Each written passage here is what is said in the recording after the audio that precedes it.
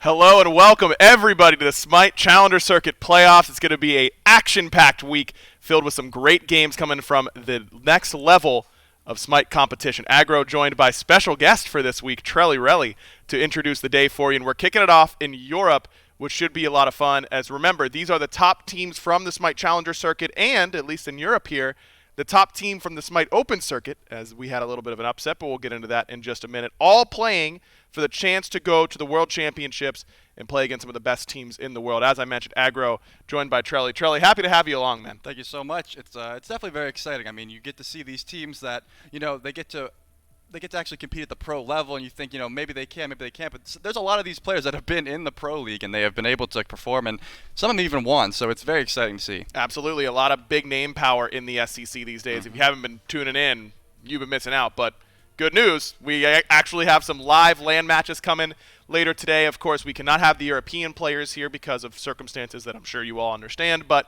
we do have all of the NA teams live in studio. But those are the second two games of the day. Let's take a look at the schedule so you can get a better idea of what I'm talking about. We're going to be starting in Europe each day. Today, in particular, we're going with Elysium up against the Cozyx fan club, and then we've got Team Joystick up against Good Night Nick. And then after that, we're going to be playing NA games in studio. This, what you're looking at, is simply the European schedule. So if you're only interested in the European SCC, then you should be tuning in every morning at 11 a.m. The first two matches of each day will be played from Europe and online, and then we'll be broadcasting those games here. So it should be a lot of fun. Let's take a look at the bracket so you can get a better understanding. It is a double elim tournament, so you don't have to win out in order to get to the finals, but there is a one-game advantage for the team that makes it to the finals on the winner's side. We're playing best of threes until we get to those finals, which will be a best of five with, as I mentioned, that one-game advantage. So, Trelly, a pretty big advantage for getting it through the winner's side. Going up 1-0 in a best of five is pretty big. Yeah, that would be pretty solid. And also, Elysium, this team that has been pretty much dominating the SCC, they've been winning out for sure, but they also have been going the distance, going these three-game sets. A lot of these teams are going to easily be able to take these to the full matches. They're not just going to be 2-0 sweeps on any set, I would think. Yeah, I think it's going to be a pretty competitive weekend in general. And let's start with that Elysium team that you were just mentioning. They're our first seed, of course, over here in the EU SCC, and a huge part of that, anytime that Adapting is on a team, he's going to be the headliner for it, and that's certainly the case here for Elysium. But for those viewers who may not have been watching a whole lot of Elysium up until this point, I think it's fair to say that there have been a lot of other big contributors on this team. No, absolutely. I mean, everyone on this roster knows what they're doing, and they can execute. I mean, obviously, Trix is going to be a big standpoint of that as well. He's very aggressive. He's going to get in there. He likes these buff invades. And Adapting, anytime, like you said, anytime he's on the SMITE battlefield, you got to have your eyes on him. You have to be knowing what he's doing, where he is, because he is going to take one kill and roll with it. He's the kind of guy you don't want to give an inch, because he will definitely, take whatever he wants. And that's their kind of play style right now, is to play off of Adapting. That's not to say that their whole roster can't fluctuate if he's not performing. I mean, Angry's had a really good phase. Terrorem has looked very solid, and of course Spudio with some SPL experience over there in the duo lane. But having the meta come back to jungle-centric carry gods certainly has to have Elysium feeling awfully good about their chances at this tournament.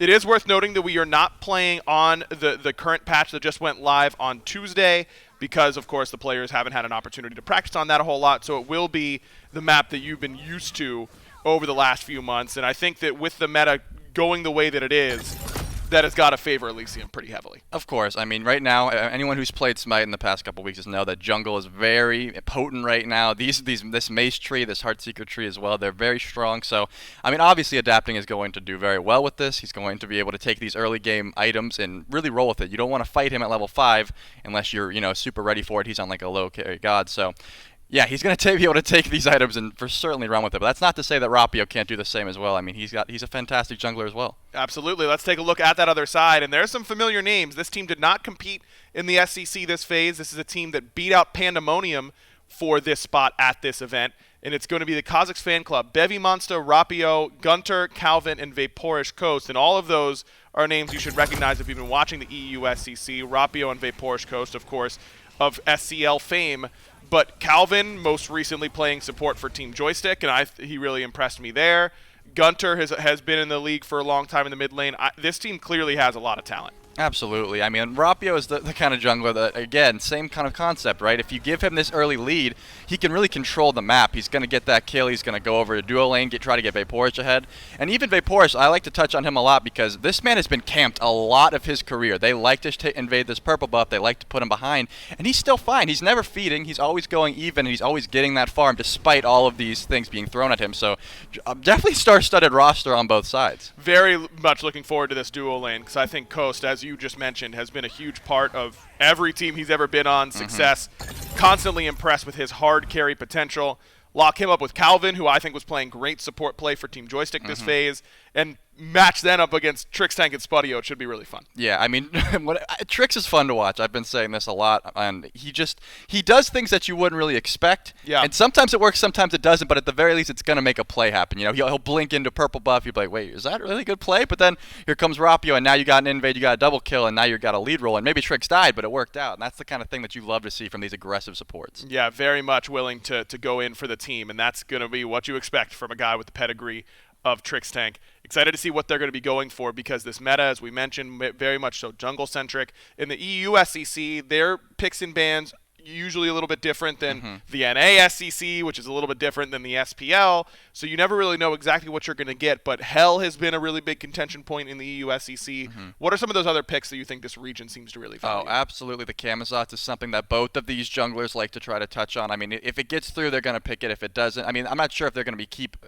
vitalizing that high, but this Camazotz, both of these junglers love a lot, as well as the Heimdall has been banned away a lot from both of these ADCs as well. It's just probably one of, if not the safest ADC in the game, and so if you just want to get your farm and get out, Heimdall's a great pick as well. Heimdall definitely the premier ADC in Europe right now. We'll see if that's where they go as we're ready for picks and bans for game number 1. Spudio in particular has looked very good on that pick, as has every European hunter. That's why it just seems to prioritize so much. But things like the Cthulhu and the Morrigan have really started to take over in the SPL, but EU SEC's been playing Cthulhu a lot because Mogao has been playing Cthulhu a lot. So I'd expect that pick to get some value here as well. Yeah, I mean, if the Cthulhu 2, I believe you guys are calling it nowadays. That JMac likes okay. Yeah, JMac do you have a different preference? No, I don't. Okay. I like to say a Cthulhu and a Morrigan Ultimate. Okay, That's so we'll go with the more professional route. All right, Yeah. I can see that going that way as well. But already the Loki being banned away, and that's going to be a super aggressive early pick. He likes to usually get that damage online at like level 5 and then get a free kill. I mean, Loki's one of those gods that can just absolutely start the snowball. So smart ban already. Clearly, jungle prioritization as expected right now between these two teams, Loki being that first ban, and you expect that to be the look whenever you've got players as seasoned, as adapting, and as Rapio on the other side. And you called it, Trelly, it's Heimdall as the first ban here for Elysium, trying to get some of that safety away. When it comes to hunters, we think Jingwei, we think Heimdall when it comes to the safe picks. Yeah, and like I said, I mean, Vaporish, no matter what pick he's on, he's going to be able to find that safety because he gets camped a lot. I've been saying this. They love to put this pressure onto the purple buff, and even if he's on like an Artemis, he'll be able to find and not get ganked. It's crazy how this man is able to position himself with all this pressure on him. Odin, the next band there for the Cozyx fan club, another one of those signature bands in the SPL, controls a lot of space, has the opportunity to change the course of some of these team fights.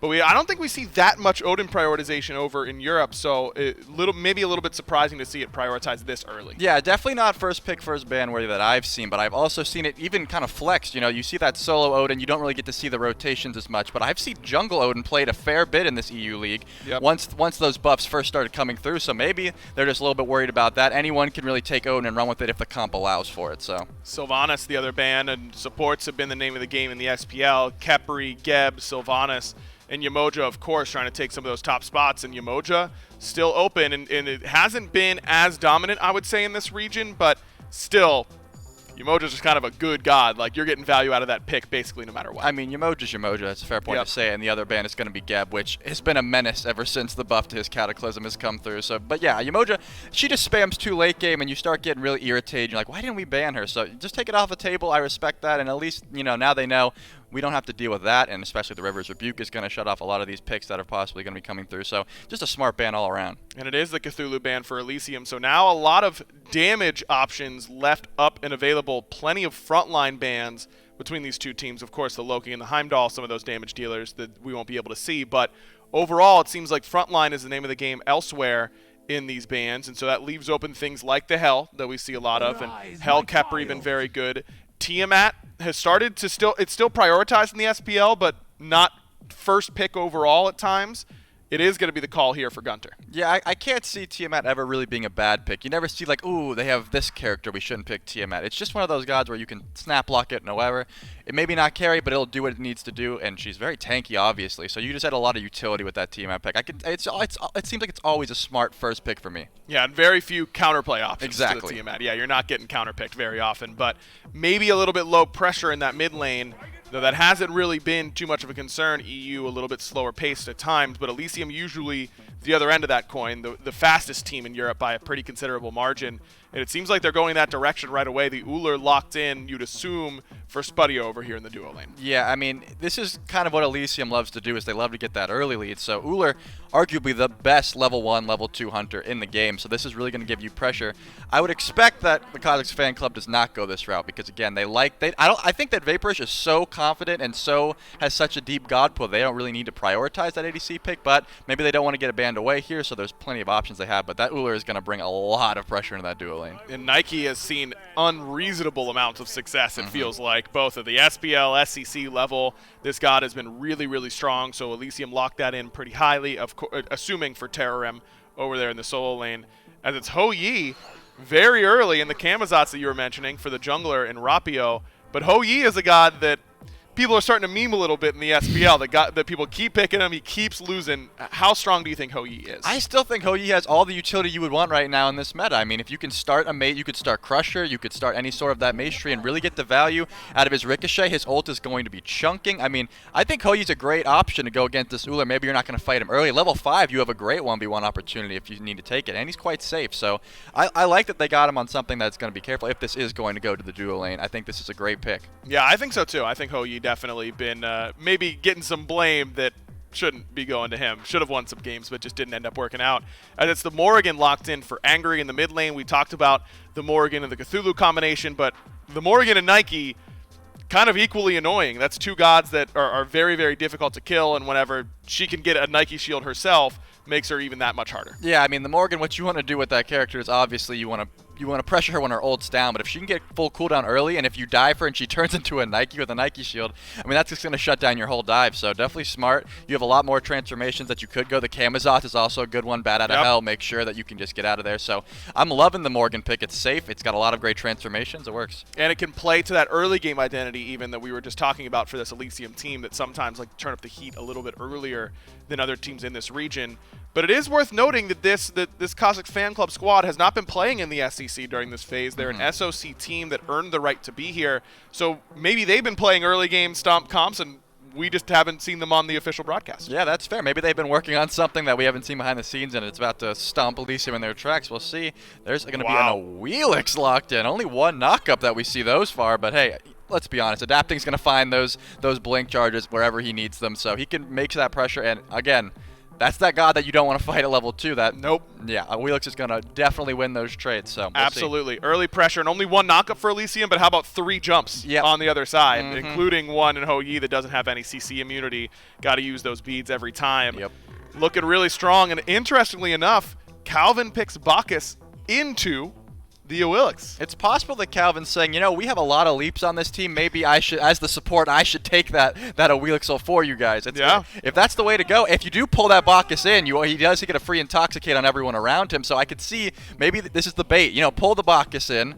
I'm gonna come in there and then big CC. I like it actually. Yeah, you can't pull us all. You only get one charge of Gravity Surge, so you got to pick someone, and hopefully it'll be the Bacchus if you're rooting for Cozyx fan club. An interesting strategy that I think could certainly play out as it's Kuzenbo for Trix tank. This is not the type of pick that I would normally associate with Trix, but it kind of fits his usual mold, right? Aggressive, allows him to be degenerate with his positioning at times, and provides a knockup for that Ewilix. Yeah, I mean, you usually see him on this god like Fafnir, but Kuzenbo does arguably the same thing where he gets these big CCs, he does a lot of damage, and he's big and disruptive. So it does fit the Trix playstyle. Maybe he hasn't whipped it out too much, but let's be honest. We know that Trix is going to be able to pilot this god flawlessly, and he's going to be extremely annoying. That Ho-Yi jump is hard to get up when you're in the watery grave as well, so he can really go in there and just disrupt them. I feel like Bacchus could get a little bit annoyed by this pick in lane as well. Sumo Slam providing that silence means as soon as the belch starts coming through, you just shove him away and make sure he's not sunning away make sure he's not sunning too much of your wave and all that kind of stuff.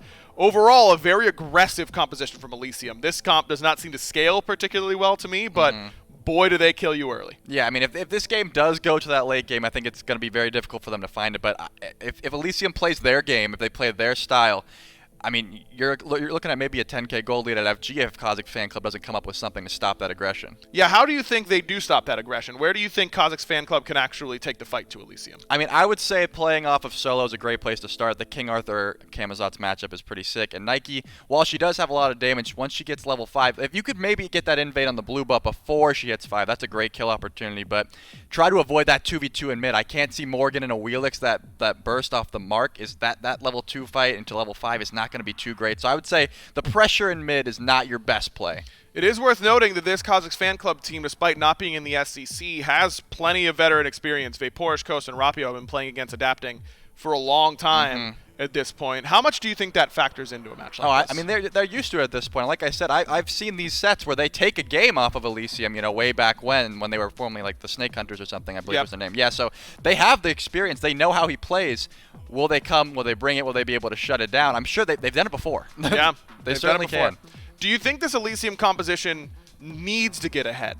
Sometimes we see that with these early game leaning comps. Do they have comeback potential if things don't go their way early? I mean, I'm going to be honest. The Wheelix pick falls off. Everyone knows that. Once she gets really, really late game, if she's not like popping her ult before she goes in for the damage mitigation, it's going to be very difficult to outtrade this Camazotz pick. So it's going to be a lot better if they do get ahead and are able to snowball like that. But if it goes very late, I mean, it's gonna be rough. I mean, I think this Cozyx Fan Club team, if they can just hold on, brace the ship for the early waves and then try and get to the late game. You got Tiamat, Camazotz, Bacchus in the late game is really hard to deal with. King Arthur late game can be difficult to deal with. All these things, and I feel like they outscale them pretty hard. How close do they have to be? Mifflin likes to say they can't be down 5K at 15 minutes. Where do you think that break point could be in this game? I mean, barring they don't give up any early FGs, which could always be a struggle here. If they are just right at that first firefight, right, that's really where the game starts to turn. I could see if they're not down by 5K, as Mifflin said, that this is a great fighting opportunity. I mean, as long as that Morgan isn't like left to free cast as much as you want, as you get this King Arthur, this Bacchus on top of her, I could see it perfectly. Excited to see what happens. The SOC taking on the top dog in the European SCC. Can Adapting and Trix Tank keep their seeding in Game 1 of the circuit playoffs? Let's throw it down to Dave and Mifflin to kick off the event. It is that time of year. Playoff Smite is back, and what a way to start off this weekend in the SCC phase playoffs. Dolson, Mifflin, and Doug will be bringing you the action for Game 1 between Cozyx Fan Club and Elysium. And Mifflin, this is a matchup where if you're Elysium, you've had a fantastic phase in the SCC. You've got to come into a matchup like this, set the tone for your weekend. You would assume that this Elysium team is gunning for a win, especially given their composition. Elysium has lost maybe 2 sets this entire year. The SOC representatives, Cozyx Fan Club, have definitely got a steep hill to climb if they want to de-seat the Kings on Elysium, but I'd argue they've got a very good composition for it. As the desk was saying, the late game scaling of Cozyx Fan Club is incredibly strong, and I think maybe something that a lot of players would overlook is Calvin on this Bacchus. That is one of the best late scaling Guardians in the game. His damage mitigations are ridiculous as well as the engage. Well, Trix Tank takes some early damage here as Vaporish Coast has reached level 2, and so has Calvin. That's a jump in from both of the dual lane members of the Cozyx Fan Club. Vaporish Coast puts down Spudio. And Miff, we thought all of the early aggression would be Elysium's, and maybe there still is a chance to do so. That's Adapting, blinking in over here in the mid lane. But Gunter and Rapio will be able to walk away. A great start for the Cozyx fan club. They get first blood 1 minute in. Dual lane of the Elysium going to be playing on the back foot for the near future. 2 minutes on that blink cooldown. Great blink from Trixtank, by the way, to maintain his own life. But does leave Spudio to the monsters of Cozyx fan club in the dual lane, and he falls down for it. Beads lost on the Uul as well. It means that Calvin, Vaporish Coast, now's the time. Put that pedal to the metal. You cannot let up on this pressure. I nearly called this a Trixtank fan club accidentally, and maybe it's the non-fan club, given how much pressure Trixtank has already taken here in this lane. I think Hou-Yi is such an interesting conversation point, Myth, because it has become a pick that is not unlike early Tiamat. Now, I don't want to compare Hou-Yi to Tiamat in their current state, because Tiamat is tried and true. I'd like to see how you and would proven. do that. I'm saying the Hou-Yi picks here as of late have not been working out on a consistent basis for what feels like any team that has picked this god. But teams are still going back to it, and so maybe there's some value in this pick that just hasn't quite been realized yet. It's that fight pressure. I'm not going to blame Hou-Yi for any of his losses. Sure, you could say the statistics do kind of lean towards Hou-Yi not looking very impressive, but I think Charlie did a great job analyzing on the desk. The damage output, incredibly high. Your team fight presence by Raining Suns is going to be very nice. You've got good space control around these neutral objectives, and you're relatively safe. You've got a pretty consistent leap nowadays. Did actually see a slight animation change in the most recent patch. It's going to look a little bit slower, but the frame data is still exactly the same. Do not be fooled. That's right. And so I have high hopes for Hou-Yi here this weekend. There are plenty of SEC players, and SPL as well, but really in the FCC, I feel like there are some players that really latch onto this pick and have made it look good. So high hopes is where I set my mark for Hou-Yi here this weekend. Both supports putting some pressure on the opposite side's purple buff here. Spudio will be able to walk away with his. Nay finds its way onto Calvin, who still has belly flop to get out. Can Trixtank extend the pressure here, though? Belly flop is down. Nice stun from Vaporish Coast. And the pushback instead will find its way onto Coast. That's a perfect rotation of abilities there for the Cozyx fan club to get out of that slight bit of awkward moment there. Yeah, if Coast does not stun Trixtank, Calvin is likely dead to rights there. But worth noting, Spudio gets a solo out his purple buff, gets all that experience for himself, so is able to close up that gap against Vaporish a little bit, and it still is leaving Cozyx fan club's purple buff available for an invade. Adapting here at level 5 as he just takes over, but got to stick around in the duo lane if this is what's going to be happening all lane long. And that's why I was surprised. I mean, it's the level 2 difference, I guess, really early on into this lane that gave Calvin and Coast the advantage. Rapio is here, so the one-man advantage will be the difference maker. Trixtank is walking into a trap that he doesn't know is set. He's done. There's a knock-up. There's the mark of the crow. There's the stun. There's everything, and Rapio makes it count. Cozyx fan club find their second. Great positioning for Rapio, knowing that there's no way Trixtank isn't stepping up aggressive. I think, what did Aggro use to describe his positioning? Degenerate? Degenerate. Yeah, that's what Trixtank is known to do. My eyes became wide. I mean, that is a visceral word. It's the right way to describe it. This guy is in your face, constantly looking for these annoying plays, very reminiscent of like Season 5 PBM, in that he's just going to be auto-attacking the enemy carry regardless of what it's netting him inside the lane. So Trixtank going for that degenerate positioning, invading the purple buff on his own, does cost Elysium one more life. So now Cozyx fan club up 2-0 and nursing a 1,000 gold lead early on. And it feels like we've seen adapting kind of favoring the right side of the map so far, which is why I'm surprised that Bevy Monster still has this one-level lead over Terrorim. Now, adapting hasn't necessarily been in lane. It just feels like we've seen the Wheelish kind of monitoring the presence on the right side of the map. So maybe not all that much farm has been split off. Equal is Terrorim now on this Nike. Probably at the point now in the solo lane where it's going to require a gank or something special to grab a kill over here. And I think the word gank now becomes important here for Elysium. We mentioned how important, Myth, it is for them to get off to a great start early on here in this game. Now you've lost a purple buff on the duo lane side of the map. Adapting now 5-6 minutes in, level 7, got a crusher completed. Needs to get something happening on this Wheelix. Yeah, adapting is your bridge at this point in the game. He is the sole proprietor of the early game aggression from Elysium, in my mind. Sure, you can rely on Spudio, Uul, you don't pick him for lack of pressure. He certainly has it in spades, but being 0-1 right now, already lacking on the purple buff, it's going to be a little while till he hits his stride. Watery Grave from Trixtank will just be annoying, not much else. Instead, all the eyes onto the Crimson Bow, and he is jumped on yet again. 3rd kill of the game for the Cozyx fan club, and all the jumps being used aggressively, and all of them landing on Elysium. And another 2-kill swing here, Miff. When we were concerned in Picks and Bans about the jumps on Cozyx Fan Club and how Adapting might be able to counter that out. But they have all been used to jump on individual members of Elysium time and time again, and the Cozyx Fan Club off to a 2K gold lead. They're looking so good right now. The SOC putting their pressure on the map. Greater Scorpion is going to be dropped by Cozyx Fan Club, so POI going to be spawning up very shortly. Elysium at least able to tear something back on the other side, unless Bevy Monster has something to say. Greater Scorpion confirmed for Elysium. I will say, and this is, this game far from over, the set far from over, but a fantastic start, exactly what you want if you're the Cozyx Fan Club. You want to come into this weekend against the #1 EU SEC team, the best team in EU, despite dropping a set or two. Cozyx Fan Club want to come into this matchup and make a statement. They've done so already 7 minutes in. That said, Elysium we have seen, Miff, a team that is not immune to dropping early games in a set and then turning things around later on. Elysium are a team that sometimes require a starter game before really turning things on. So a slow start, not what you want, but not necessarily unexpected for this Elysium team. But even still, you don't want to give up on a game when you're only 7 minutes in, 2,500 gold down. But it's these continued trends where the Cozyx Fan Club can continue building up this lead. Purple buff invade looked at yet again. Adapting, showing some face onto Calvin. This Bacchus is already feeling pretty tanky. Trixtank uses the last bit of mana for the Watery Grave.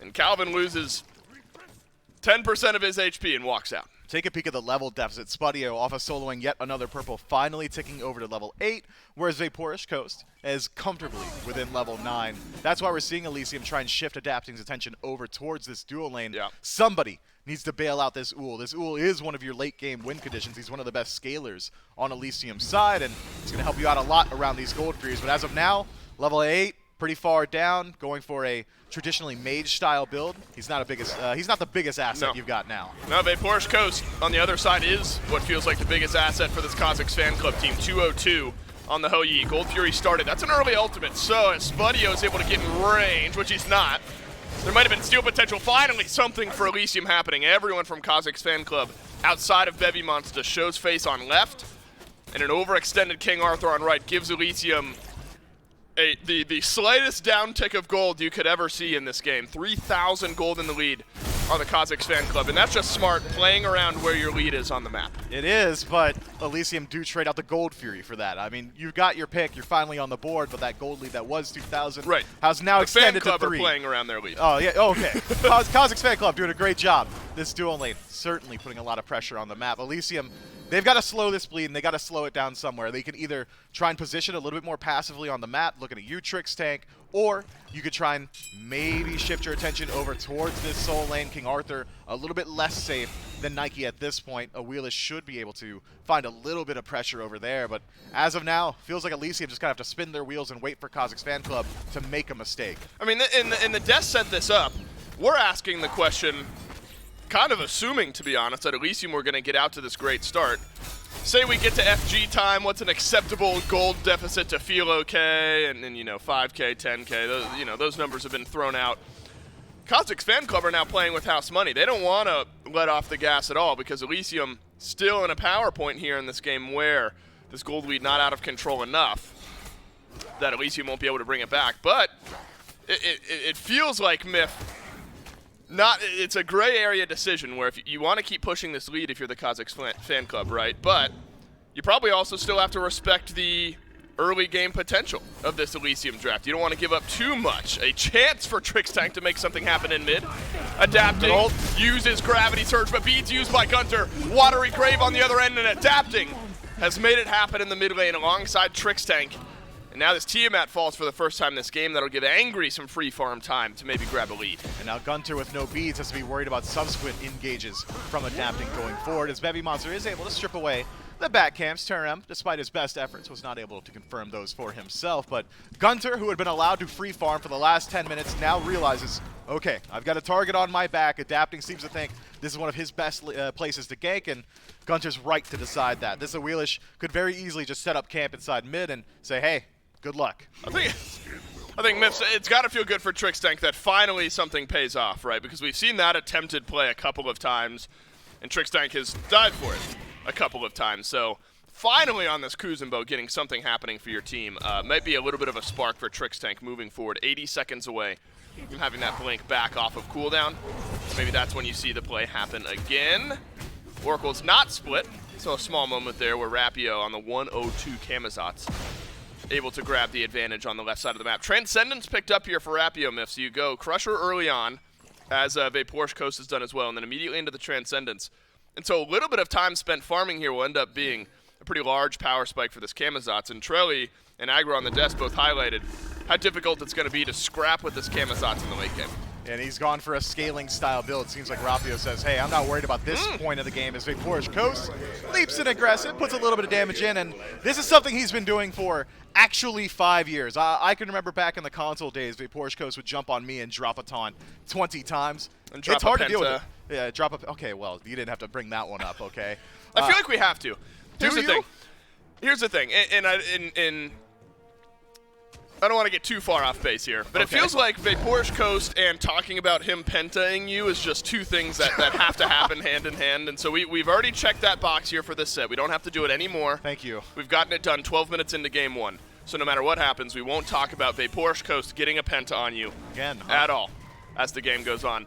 But it does seem, Miff, jokes aside, like Coast is always this unique kind of flex pick. He's an X factor for whatever team we see him playing on, and right now at 202, off to a good start on a Hou Yi pick that we needed to see some good data from here this weekend.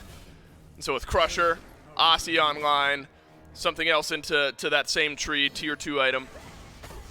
Off to a good start for this Cozyx fan club team. Some pressure onto Bevy Monster, a knock up from Tarim. But no capitalization there from Angry or Adapting. They'll rotate through and then head right on back. Hey, stripping beads off of King Arthur is no small task, so Bevy Monza will be playing a little bit safer in the future. I'd expected Cozyx Fan Club to try and make a play for the Pyromancer while this Gold Fury is still down to try and desync these neutrals, but instead, it's been a much slower pace as Calvin in a little bit of trouble, but Adapting holds on to the ultimate this time. It would have just been Calvin leaping out immediately afterwards, so good trigger discipline from the Awilish. Rapio and Bevy Monster here on the right side. A rotation through from Elysium. Jump in from Tarim, no good. And Rapio will head on out. And so you look at Calvin now, Miff, and early on in this game, this Bacchus has already felt pretty tanky, and we know how late game Bacchus gets as far as tankiness. Gun Sovereignty, and that is a lot of damage from Angry, forcing the bat out of hell out of Rapio, and that also forces now the jungle to leave this fight. So can the tankiness keep the Bacchus alive? The answer is no. And it's Calvin who gets punished for the sins of Rapio, who had to bat out of hell away.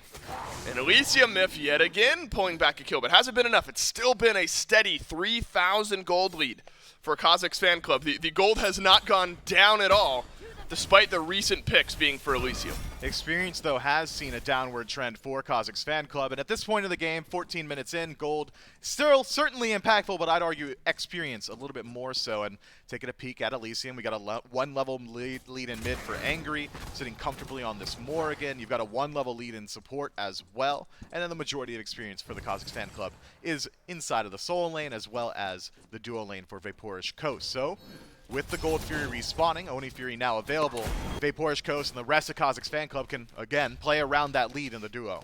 Miff, do you think there's a pace of play change? Adapting and Spudio have both gone into the Transcendence, so now they need some time, or want some time, maybe not need, they want some time to stack up those items to hit the transformation. Do you think that changes the pace of play now for Adapting and Spudio? Do you think that slows things down? Or is it that makes some sense? That's the next item you're going for anyway, and it's just the next in a long line of things you got to work through this game. It might slow Adapting down a bit. Generally, you're looking towards just the Mace Tree on a Wheelish, maybe a Heartseeker early on, but instead, you are going to be waiting a little bit for that CDR from Transcendence. Needs still 25 stacks as opposed to Rapio's 44, only needs 6 more. I'd argue that Adapting may have been better suited going towards something like a Brawler's Beat Stick or a Jotun just to get that early power spike so they can get involved a little bit more quickly, try and put the pressure onto this Tiamat. But instead, Transcendence will likely slow you down a fair bit. It is interesting. You know, Adapting has been involved to the extent that he's got 100% kill participation. It feels like it's been on the back end of Trix Tank walking into someone there in the mid lane. This is going to be a pretty telling moment here in this game. Elysium still find themselves now 4,000 gold down. That has been a 1,000 gold increase over the last couple of minutes. Do you show up around this Oni Fury? Do you allow Cozyx Fan Club to get this one for free? Trix Tank and Adapting answering that question by showing up here. Spudio will do so as well, and it's cautious, Myth. A 4,000 gold lead, not enough to give Cozyx Fan Club carte blanche around the Fury objective. Yeah, Gunter did not make the rotation whatsoever. Instead, went over to the right-hand mid-camps and is farming up in his own right. So it felt like Cozyx Fan Club was saying, all right, we're going to pull the Gold Fury. If they show up, we might be able to take a fight depending on which members of Elysium do rear their heads. And if too many show up, well, at least Gunter is pulling even further ahead in mid, able to confirm himself some of that neutral farm. It's just a small heat check. But I think that you're right in saying that I think Cozyx Fan Club is in a position now where they should feel very confident looking towards these 4-on-4 or 5-on-5 engagements around the neutral objectives. Keep your eyes on these solo laners. Once Bevy rotates out, once Terrim starts to leave his lane, that's when we'll see both of these teams very confident in their ability to fight around the Oni Fury. As it stands, seems like Elysium have got some pretty good ward coverage. Now, Myth, you know, around the solo lane rotation time is always when these games get a little extra interesting, especially in a team fight. You know, we've talked about Morgan plus Cthulhu more times than I care to count over the last couple of weeks, but Morgan plus Nike has also been a pretty popular combination. That's something Elysium have to work with here. And Terrim has gotten a pretty interesting build. You get some tankiness early on, Jotun's Wrath after that, now Bulwark of Hope, and we know how that synergizes well with Nike. But then I look at the other side, Myth, and there's a couple sovereignties. Bevumonts has got one. Of course, Thieves for Calvin as well as a sovereignty for Calvin.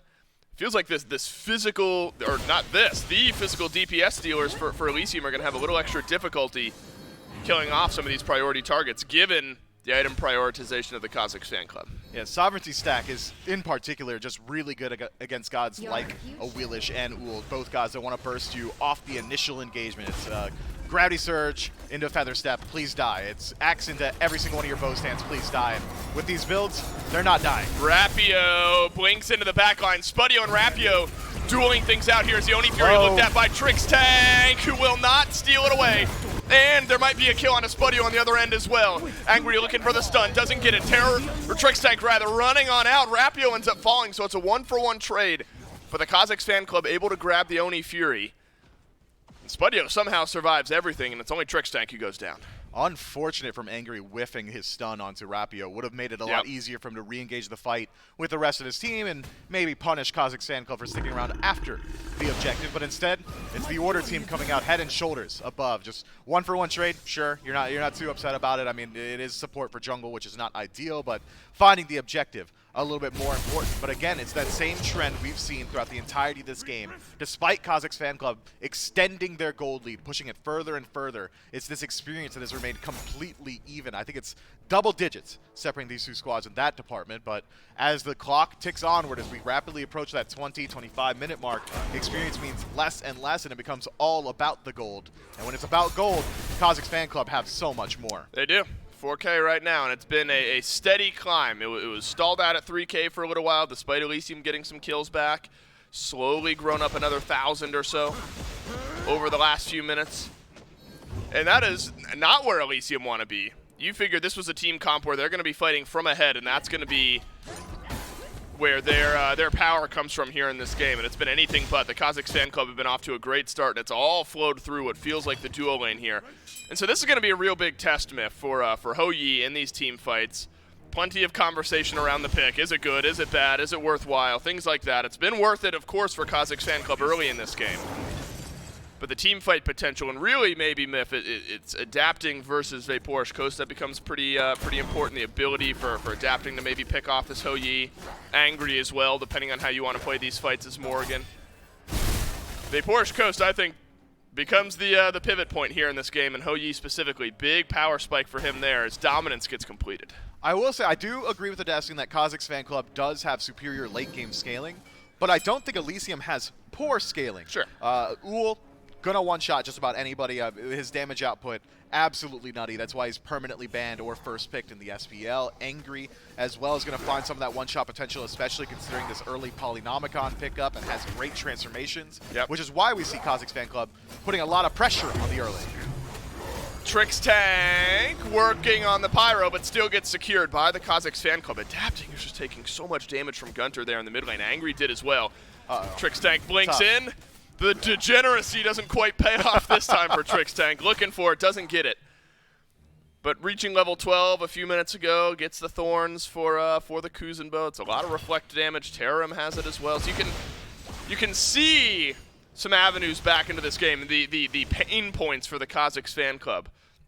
What will be annoying to deal with on Elysium on the other side. But I got a good look there at another. I mean, we're talking about Vaporish Coast because he's 203 on this Ho Yi. A pedestrian 112 KDA for Gunter up to this point, but now completes Obshard, has some flat pen in there as well with the Deso. And I just saw him half health, angry and adapting, just chilling over there in the mid lane. You got two massive targets that require some eyes if you're Elysium. And Gunter now still in a spot where if all eyes are on Vaporish Coast, this Tiamat could get left off the chain. And so the team fight for Cozyx fan club certainly doesn't look bad either. No, it does not. And you want to know the secret for dealing with Tiamat? Tell me, Myth. It's making sure that before she's level 19, she's got more than one death. Gunter has been allowed to free farm this entire time, and it's not necessarily any individual person's fault on Elysium. Cozyx fan club have essentially been winning both side lanes, which makes it so hard for guys like Adapting or Trix Tank to put attention towards mid to try and shut down Gunter's farm, who has ticked over to level 20 now, because there's been constant pressure on these Gold Furies, these Pyromancers. Cozyx fan club constantly looking for invades, be it purple or blue buff, means that Adapting's attention has been split thin throughout the entirety of the map, and that creates a situation in which Tiamat is allowed to reach this portion of the game with both relics still available, rapidly approaching 6th item inside the build. I think now Cozyx fan club having hit some very significant power spikes, essentially just finishing up their 5th items, whereas Elysium are just now starting to build into them. This could be an opportunity 23 minutes in to start looking towards this Fire Giant. I want to see Cozyx fan club keep up this pressure, maybe around the Primal Fury to make this Fire Giant easier, as it is spawning up very shortly, but Elysium is going to bring the fight this time. Adapting had eyes for Rapio there, and Adapting very strong at this point as far as build goes as well. Crusher, Stacked Transcendence, hi-rez, so he'll be doing some serious damage. Or on the other side, Rapio has gone Crusher, Transcendence, Jotuns. It's burning fast. Quick for Elysium around this Primal Fury. Trix Tank into the backline yet again. Calvin looking for the steal, but it's going to get reset by Elysium. And Calvin wreaking havoc on the backline, but Trix Tank has been left out to dry. It's going to be the watery grave for Trix Tank to get him out of the fight. In the backline, Adapting being swooped through by Rapio, but he'll avoid the last bit of damage as well. And he'll do one better. He'll get a kill onto Rapio, who immediately trades things out. Angry, ulted by a couple members of the Cozyx fan club in the blue side groups. And the blue side does it well. Down go 2, only losing Rapio in trade. Elysium were too concerned about the steal potential of Calvin. That ultimate from Bacchus is decent, but you got to think that Spudio should have the damage advantage, or at least Angry with that Polynomicon. So the reset from Elysium going to come back to bite them. Not only do they lose out on a team fight that was heavily separated by Vaporish Coast's ultimate as well as Rapio diving deep into the back line, but they get to fall back immediately afterward, Cozyx fan club that is, and then pick up the objective that Elysium had left to them. So now 7,000-ish gold in the lead. Pick up a Draugr for your efforts. No neutral objectives on the left side of the map means that Cozyx fan club can 100% dedicate themselves towards the Fire Giant side of the map. With Elysium already having so many wards on the left, it's not going to feel so good having to delete those to drop them around the Fire Giant. Cozyx fan club in a very good position, but we have seen trepidation from them to group up on the right-hand side. Need to see that rectified very soon. I think this is interesting, Myth, because we've mentioned some recent changes, how builds and things might still look different. I think around the Bumba's items specifically, I was curious as to how this weekend would look different. Rapio sticking with the Bumba Spear, and Spudio sticking with Bumba's build, but it's Hammer for both Adapting and Spudio. Did you expect to see the Spear kind of fade out a little bit and maybe the Hammer start to become a little bit more popular? Look, I know Spear ate a small nerf, but the stat stick is still incredibly strong. You've got great penetration, cooldown, power. All those things really do add up in a great way. Whereas Bumba's Hammer, I'd argue, if you're finding value from the passive of Bumba's Hammer, you've likely already won the team fight, or you're a Hunter. If you're going the Bumba's tree, I can see Hunters going for the Hammer instead, but on an Assassin, just feel like you're so much better served by the stats on Bumba's Spears still. Seems like Adapting thinks he's going to be allowed to stick around in these engagements a little bit longer than I think he will. Adapting's been jumped on a couple of times, so has Spudio. Tarim is the one being jumped on now. Pyromancer to the Cozyx fan club relatively for free. Bevy Monster pushed into the back, but he'll use the beads and then immediately flip the script and put some pressure onto Elysium. Fire Giant's been started up, and the Cozyx fan club far and ahead. That's quick. Who's worried about a gold deficit when you've got a gold lead? Fire Giant burning, Trix tank in range, but not nearly close enough. Tarim stunned through, re-engage from Cozyx fan club. Has found Tarim on the front, but look at this. A pullback in from Adapting gets mitigated by the beads. Porsche Coast has got to leap up and over, but Tarim chases him right back into the back, but there is way too much. Cozyx fan club putting down Elysium, and they might take game one. Vaporish Coast dug at his heels and kept fighting through it all, and he does not let off the gas even a single time. Spudio, the last one standing, and will fall down. Cozyx fan club, Deicide and Fire Giant at the 26-minute mark. Vaporish Coast, and I'm glad we get that highlighted, makes full use of that Aussie, stays alive in that team fight. And Miff, if you were telling me Elysium and the Cozyx fan club, the top seed versus the bottom seed here in this tournament. SOC, SCC. SOC, SEC. You told me these two teams were playing in game one, and I covered up the top of my screen. I would have been sure that Elysium were the ones dropping the Titan right now, but it's been anything but. Cozyx fan club, from start to finish, had Elysium's number here in this game, and it is already a bit of point of concern here for this Elysium team. You're one game into this weekend, and you're already backs against it in a best-of-3 set.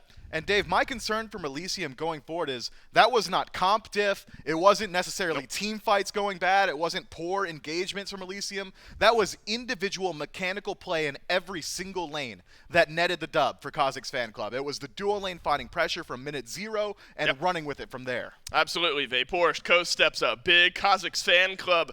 They take down Elysium, your number 1 EU seed here in game number 1. They got to do it one more time. We'll see if they can't do it in game 2 right after this.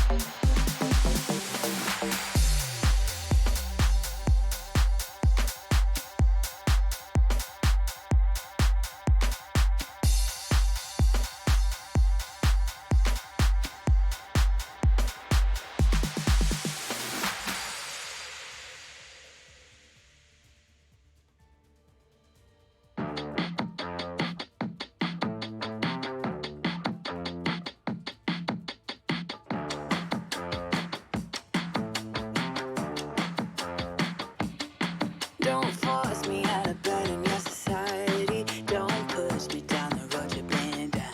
Don't try to fix my head, it's just your anxiety. Don't hush me now, cause I just wanna shout.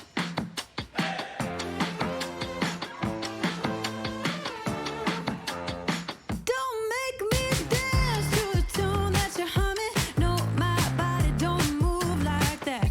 Don't make me pretend I don't see your shortcomings. You'll be running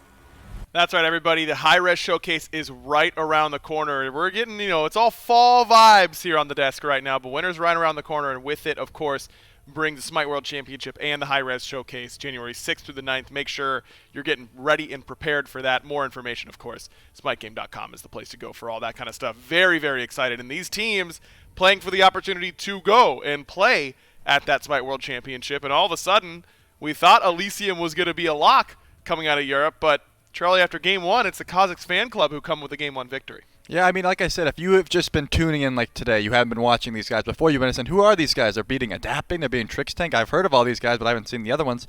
These guys have been around. I mean, Vaporish Coast and Rapio, like I said, they've been out and they've been slamming, and Gunter as well. We've seen them, and they can perform, obviously. Now you've seen it here live, so you know that these guys are not strangers to the SMITE circuit in any way, shape, or form. And here we go with the Vaporish. This pick, we were wondering, will the Ho-Yi be good? Will it be? What will it bring? And he played it phenomenally. He played it very, very well. Spudio is not respecting that level 2 power spike. Kos and Calvin combine. I mean, we said that things could probably happen in this duo lane early, and they did. Another gank came over from Rapio, got them even more ahead. And this nice rotation over by Kos, setting up for his second kill before the 10-minute mark. And that's not to say that Elysium didn't battle back. They did make this game a little bit closer at times, but the gold lead always stayed pretty healthy for the Cozyx fan club, and they were aggressive on the objectives. Didn't seem to let their lead get the best of them. Yeah, they definitely were dropping the Suns on those Gold Furies early to make sure they were pressured out. But one thing that I thought maybe was happening here was maybe Trix was a little bit overzealous. I kind of saw him diving in, trying to set up some greatness, and then the team just wasn't really there to follow up. Whether they were just a little bit, maybe the comms weren't clear, or maybe they were just, he was just looking for opportunities that weren't there. I'm not sure, but I think if Trix dials it back and they maybe have him on a tighter leash, I definitely think they could clean this up and at least get the early lead. Absolutely. I mean, that kill on a Trix tank we saw from Coast's perspective was because Trix blinks into 2 ults, and that was it. No one else was really there to help him. 5-0-5 for Vaporish Coast in this game. Calvin rocking the 1, 1, and 10, I believe, score line, which is kind of ideal for your support. Gunter puts out top damage. I mean, that's a good team victory for the Cozyx fan club. But before anyone gets too excited, it's worth noting that this is kind of what happens to Elysium at times. Game 1 in particular, they tend to stumble a bit. Yeah, I mean, I'd argue they knew this was a best of 3. They maybe wanted to try something like this out. Like I said, these guys have taken a game off them before, but they were not able to close the set because, I mean, adapting adapts. There's no other way to say it. This man knows what to do. Maybe he'll, try something out first. Game doesn't quite work. He'll tighten those screws and he'll come swinging game 2. Yeah, I mean, the early game composition was the idea there for Elysium. Fell behind early, like we talked about, and then they don't have a lot of avenues back into that game. I think that what you can take away from that game, though, if you're Elysium, is we've got to make sure we're drafting a good duo lane, because otherwise we could fall behind early. Yeah, I mean, you don't want to give Vaporish a lead, that's for sure. I mean, the Ho-Yi looked phenomenal, as we just saw. So, tighten that up. Maybe wait until you hit level 2 to get some sort of pressure. I mean, Trix died at level, or, he died because Trix wasn't level 2. You don't have any sort of peel there. So maybe just dial it back, ease up. You guys are down 1-0, so you can't really be too reckless. And then, no short of issues there. Now, it is double Elim, but I don't think the top seed in Europe wants to drop down the losers bracket quite this early. Let's see what happens in Game 2. Picks and bans ready now between these two squads. Elysium now taking that first pick position.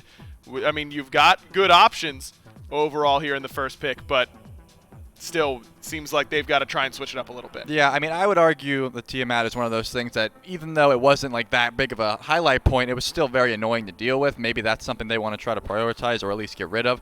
The Heimdall being a ban is something that we would have expected. He popped off on Ho-Yi, no doubt he could pop off on the Heimdall just to get that out of there. That's a safe bet. Yeah, exactly. Make sure that that isn't going to be the call. We saw Cozyx fan club prioritize banning away the Loki last time around. I mean, that was kind of the direction they were going.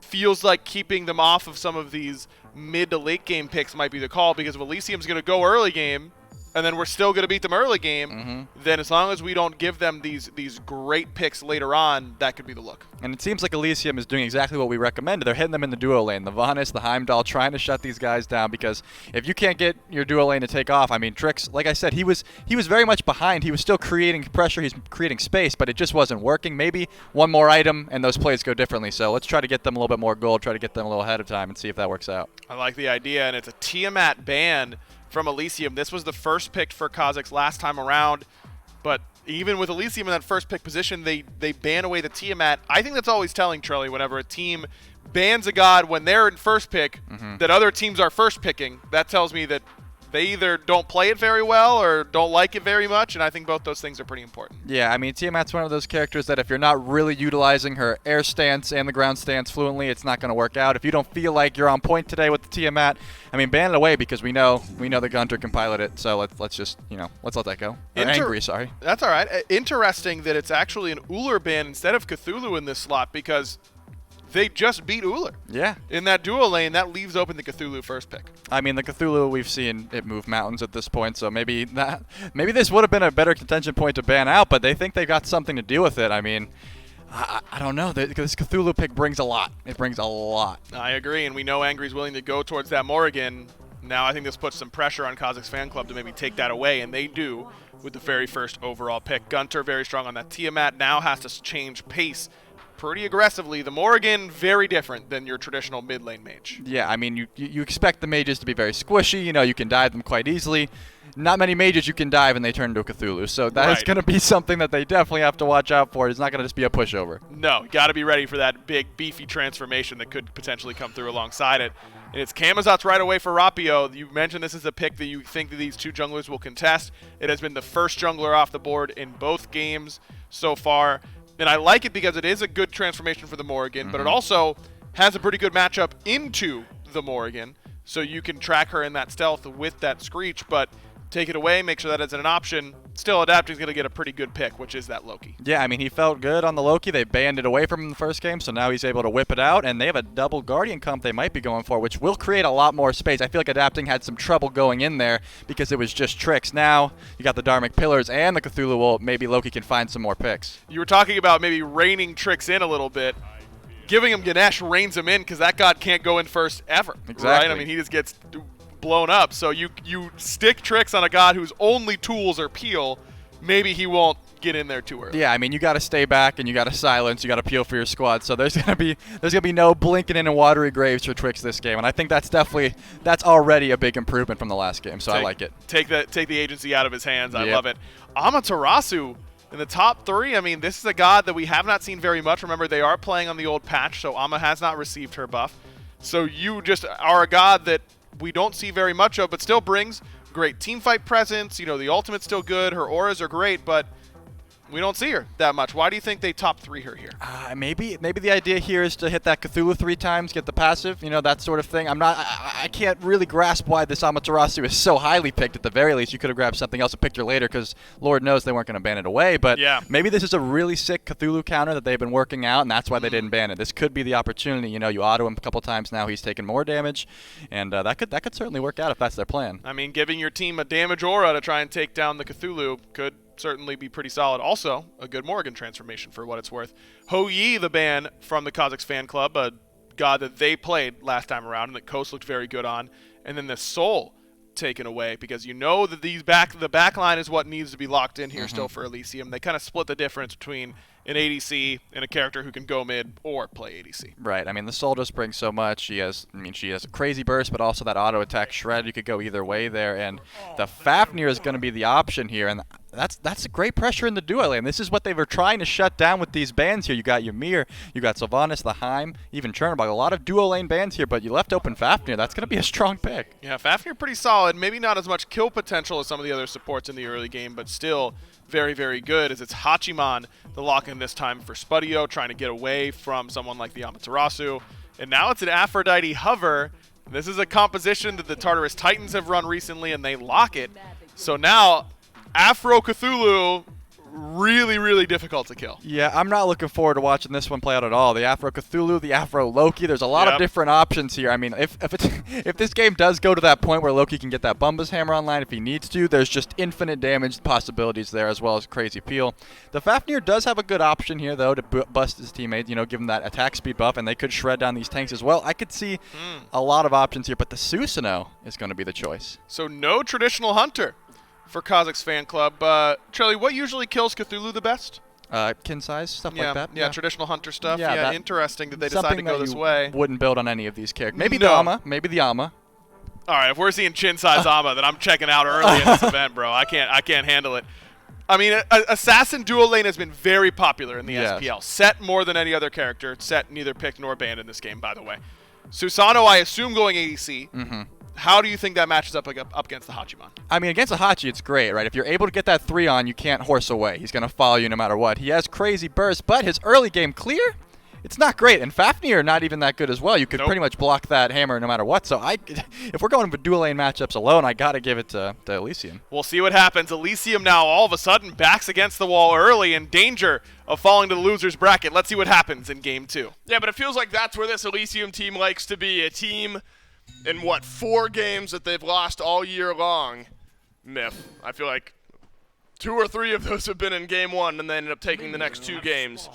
And so they've got a great chance here against an interesting composition that the Cozyx fan club have drafted, to say the least. Bevimonsta, an early pick onto the Amaterasu. And let's start there. Cthulhu has stormed into the forefront of the conversation of the solo lane here as of late, especially around compositions like Elysium have with the Aphrodite. But Amaterasu has not stormed anywhere, except into the back of my mind? Where am I not thinking about her? What part of my mind? Not at all. She's out of your mind. Yeah, she's out of my brain. Yeah. Storming nowhere. Good stuff. Yeah, look, Amaterasu is not necessarily a bad pick, as Trick's taking a little bit of trouble here, so maybe I hold on to the analysis as the damage gets turned on to Calvin. Bevimonsta's in trouble. Yeah, I'll take a first blood to go, please, says Adapting. Vapor's Coast able to get one as well. And now Spudio, a real good shot at a double kill. Okay. He's not going to miss that. Double for Elysium on the left side, 1 on the right.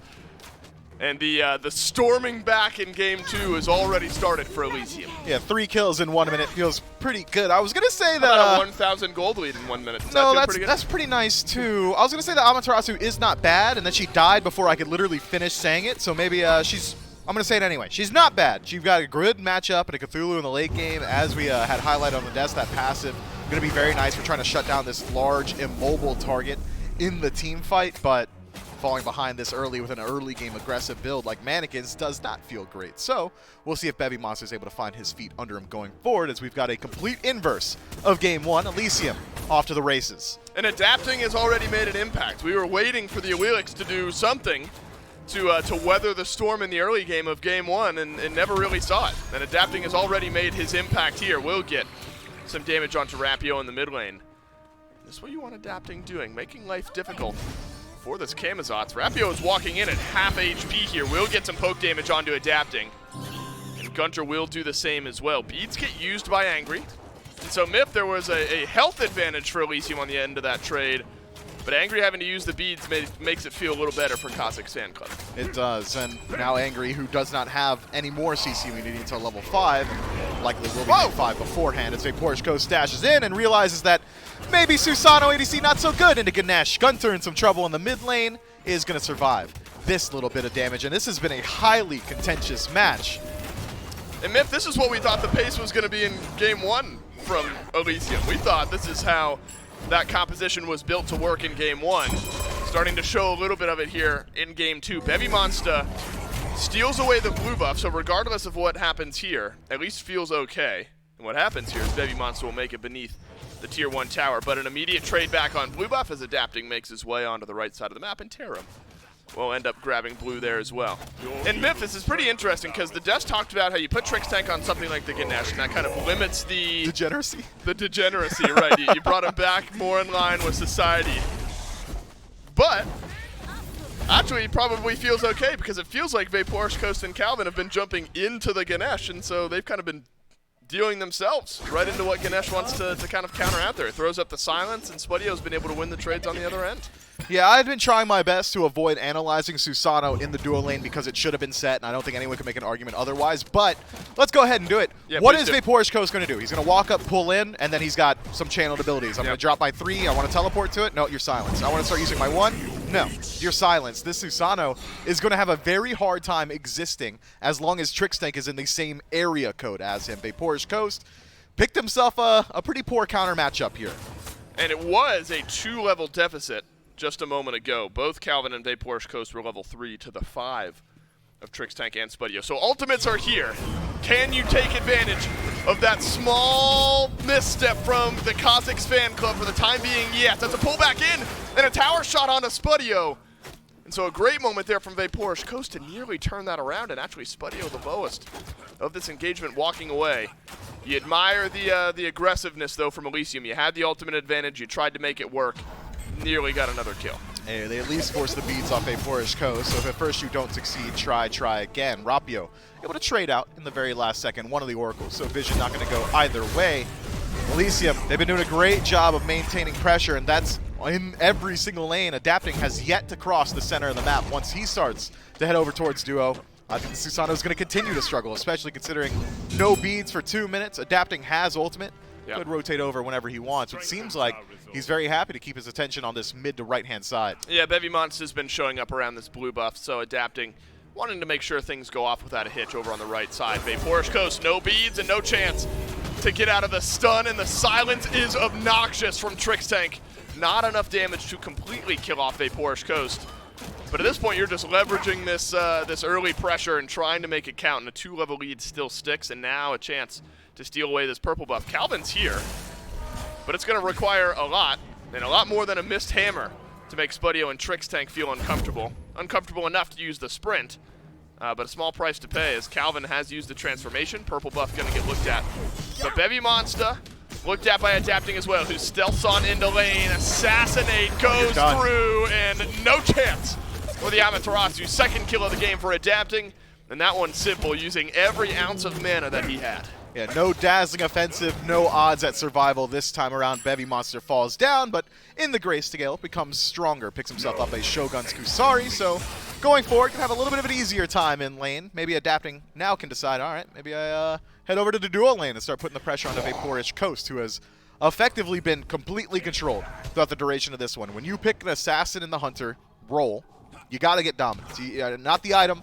I'm talking about the play style. That's an early pickup. Yeah, no, just the play style. You want to be establishing pressure and playing degenerately. You want to sit on their tower line, constantly trying to force out your opposition, but it's been going the other way. Vaporish Coast has not been allowed to farm. 2-level lead for Spudio. And this is how you expect Elysium to bounce back. Again, in the games that Elysium has lost, often game 1, the game 2 has not fared very well for the team that beats Elysium in game 1. Red buff grouped up on by the Cozyx fan club. That's because there's a 3v3 from Elysium on the left side of the map as well. Greater Scorpion will be the prize. Vaporish Coast at this point, Myth, you figure I just got to sit back and do my best to farm up, try to throw some deep wards down and see what I can get done. A blink over from Bevimonster here. There is a dazzling offensive, but you're going to lose about half of your HP in the meantime. Tarim seemingly happy to walk forward and take this trade. Is there going to be a rotation from Elysium from the mid lane, though? If there is, Bevimonster's almost certainly dead. Unless Tarim just grabs a solo kill on his own, that's going to be a knock-up. Dazzling offensive answers it back. Bevimonster playing a bit with fire. He is, and now without dazzling offensive, Adapting says, okay, I've got another target I can look towards. Maybe I don't need to head over towards the dual lane and instead set up and try and shut down Bevi yet again. And this Amaterasu has not shied away from dashing on wave. It's cost her life a couple of times now, and it seems like just going to continue that pace. Bevimonster certainly playing with fire going forward. Surprised to see Elysium not try and utilize that pressure to look towards a blue buff invade, maybe privy to the fact that Rapio is already on this side of the map and just want to head back and start to reset and start building up some of these items. It seems to me that Adapting's going for the exact same build as last time, as is Rapio, except Rapio trading out Crusher for Jotuns this time around. But Transcendence seems to be the name of the game. Does seem to be the name of the game. If Gold Fury is up for Elysium, if they think that they have enough of an advantage here in the early game to make it count. Gunter takes the Tarmic Pillars here, and that Prod Shred, massive, onto the Morgan in the mid lane, ticking away with the Lovebirds. And if anyone from Elysium were there to capitalize on that low HP bar, that's certainly a kill. If nothing else, you force Gunter to head on back to base, get some pressure here in the mid lane. I think it's always an interesting conversation to have around this Aphrodite. Because it feels like Aphrodite can do some decent damage throughout the game, Myth, but do you think that this is the type of pick? You're picking more for the utility. Get back does some good damage in these fights, but it's really the healing and the undying love that Aphrodite gets locked in for. Yeah, the late game utility and facilitation of your team is generally what you're picking that god for, but yeah, you could have fooled me with how well Angry's been able to pilot it, actually forcing Gunter to miss out on 5 minions worth of experience and 6 minions worth of gold, forced it back there, so Gunter going to be playing at a slight deficit going forward. That said, Angry has been splitting farm consistently throughout the duration of this game as Cozyx fan club, they're trying to fight. 4 versus 2 will become a 4v3 if Spudio's going to rotate in quick enough. Trix Tank has found Gunter in the backline. Dharmic Pillar's not available just yet. Got to be real close to being off of cooldown, but it's a massive Typhoon from Vapor's Coast. Dharmic Pillar's come back up, and Trix Tank is still alive. The healing from Angry is huge, and the Ganesh will live on. It's a killing spree from Adapting. Angry will find one in this fight as well, and it is a big swing from the Cozyx fan club that ends up in a strikeout. Adapting does not have Blink or Ultimate here, so he's just hoping that Vaporish packs in a lazy position. It seems like the young man is pretty safe where he stands. No shot Adapting. Just go ahead and walk away. Maybe steal a purple buff, as it has just spawned up. And that's exactly what you pick Aphrodite for, by the way. Trix Tank, given way too much HP in that engagement, was allowed to do whatever he wants. Rapio going for the higher priority target, but maybe leaving his team without enough damage to finish off the easier target inside of Trix Tank. So Elysium, with a counter rotation, put themselves at 6-1 across the top. Gold lead reversed of last game was 3,000 in favor of Cozyx fan club. At the 10-minute mark, this time it's Elysium sitting comfortably in the lead, but they brought experience with them. At this point, last game, Elysium was even experience down huge in gold. Now Elysium has both. Elysium does have both, and has the ability to continue to push that. Remember, the gold lead stalled out a little bit around this time. In game number 1, still Cozyx fan club felt fine. They were able to capitalize on that gold lead a bit later on into the game. A Gold Fury stands, and that might be the next target that Elysium have in mind to build up this gold lead a little bit further. Blink forward from Rapio. Angry. You lose those. Doesn't mind. Yeah, you don't win those. Rapio takes the Dharmic Pillars to the face. Trix Tank will waltz on into mid lane, and Angry does not look worse for wear. As a matter of fact, healthier somehow than the initial health bar was when Rapio blinks on in there. So Aphrodite may be beyond gank potential here at this point in the game, unless you're bringing the house. Pyromancer for Elysium is the target. Bevy Monster's going to rotate through onto this one. 3 versus 1. You got to capitalize on this if you're Elysium. And the Pyro will go down, and a little extra gold and XP to the blue side. Yeah, Elysium looking so casual with it, aren't they? It feels like there's been very little opposition from Cozyx fan club ever since that early game, as Gunter getting dove! Survives barely through the burst. Trix Tank does not have the range to finish that one off, but it does cost the Morrigan her beads. So you gotta believe that next time Adapting makes that rotation, Gunter won't be so lucky. Gunter at 0-1 is maybe the most surprising stat of the game for me. And yeah, I love we talk about how there's not much damage from the Aphrodite yet, and still chunking down Rapio time and time again. Dazzling offensive. Terran will dash right on through it.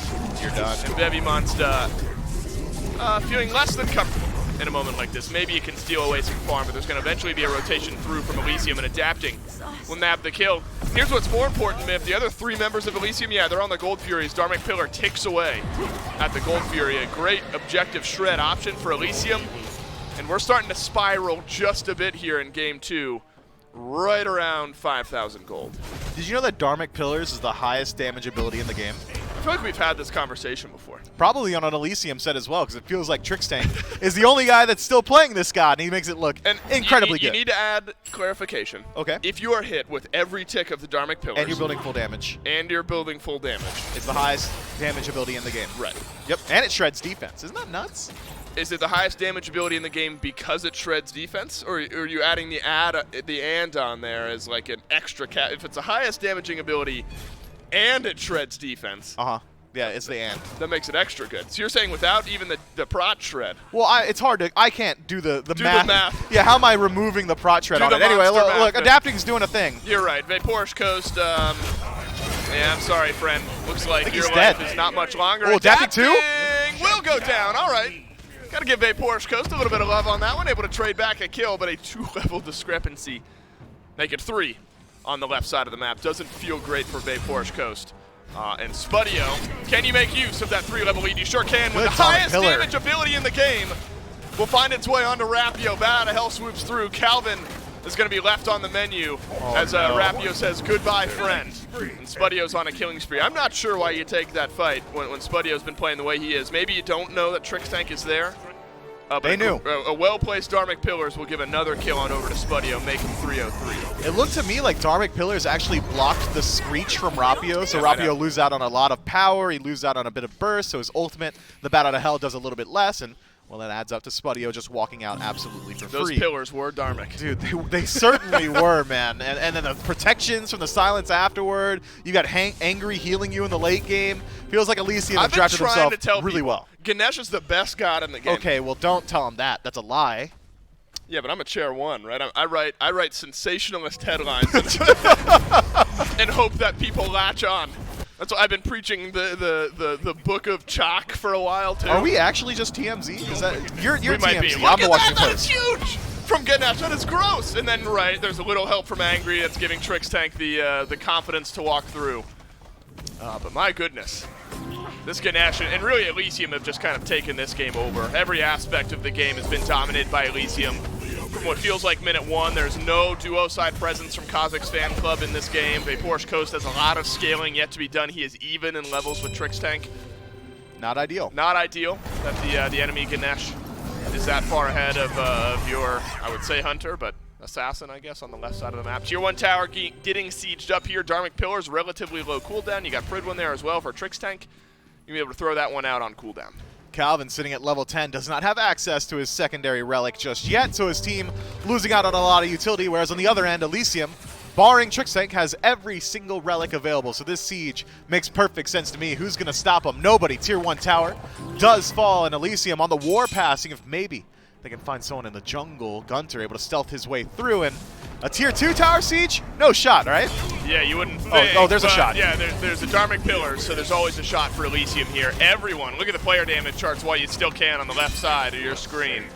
Everyone from Elysium above everyone on Cozyx fan club, and that is 6.5k damage from Trix Tank. A hefty amount. Right even with Angry and Tarim up to this point here in this game. So I'm going to continue to heap praise on this Ganesh, but this felt like a full team effort from Elysium. It seems like we're spiraling our way towards a game 3. This will give you some happiness that Bevymons is just able to whittle away the health bar of adapting. And then you're immediately sad again once the Tier 2 tower goes down and Elysium are walking out scot-free. They are, but look at Rapio going deep, trying to find the dive onto adapting around these back camps, but has potential for it to be turned on. Who's to him. diving who? Adapting Rapio maybe is the way that one works. Bat out of hell, dead. swooping through. And the final swoop will land him back by the green buff. How far do you want to chase this? Ends up being the question for Elysium. You figure you got a great chance at getting a kill here. Lovebirds won't hit their mark. Adapting finds Rapio. And Assassinate and goodbye Rapio once more. Adapting with 6 kills here in this game. That is nuts, 6 kills. If I weren't looking at the bottom of the screen, I think they're all evenly spread across Elysium, but it's kind of Adapting plus Spudio and then everyone else helping out. Not ideal when the enemy Loki with Stealth and Assassinate is able to build up this type of lead here in Game 2. And so, Myth, I think if you're Cozyx fan club, you're eyeballing picks and bans for Game 3. I'm not sure what the turnaround potential of this draft is for the Cozyx fan club. Oh, man, their siege defense is okay as long as Gunter's like turning into Cthulhu, I suppose. Yeah, we haven't seen after that the yet. transformation, then you're losing out a little bit on your presence. You don't have a standard mage, you don't have a standard hunter, so your range damage output going to be very low in those situations. So you're really hoping that Vapor's Coast hits like a Category 5 Typhoon ultimate, like knock up 5 people, get some Heartseeker procs a little bit later on, but Elysium not going to give you that opportunity. They are keeping this pressure up. Primal Fury pulled and dropped to half. This might be the last chance for Cozyx fan club to find their way back into the game. And I say that because if you lose this fight, you're just waiting on Elysium to walk into your base, it feels like, for the rest of this game. We might already be there, depending on how this fight looks. The health bars will be topped up by Angry. Tarim just a little bit low. Watch out for Adapting. He's around the backside of this fight. Does not have Assassinate, but it is close to being there. Bevymons pushed back by Angry. Calvin walks forward, spreads out the Curse Donk as well. Tarim trying to peel out for the backline. It's actually a decent engage here from the Cozyx fan club. Spudio survives, but Bevymons finds the first kill in this engagement, but Angry immediately trades it back.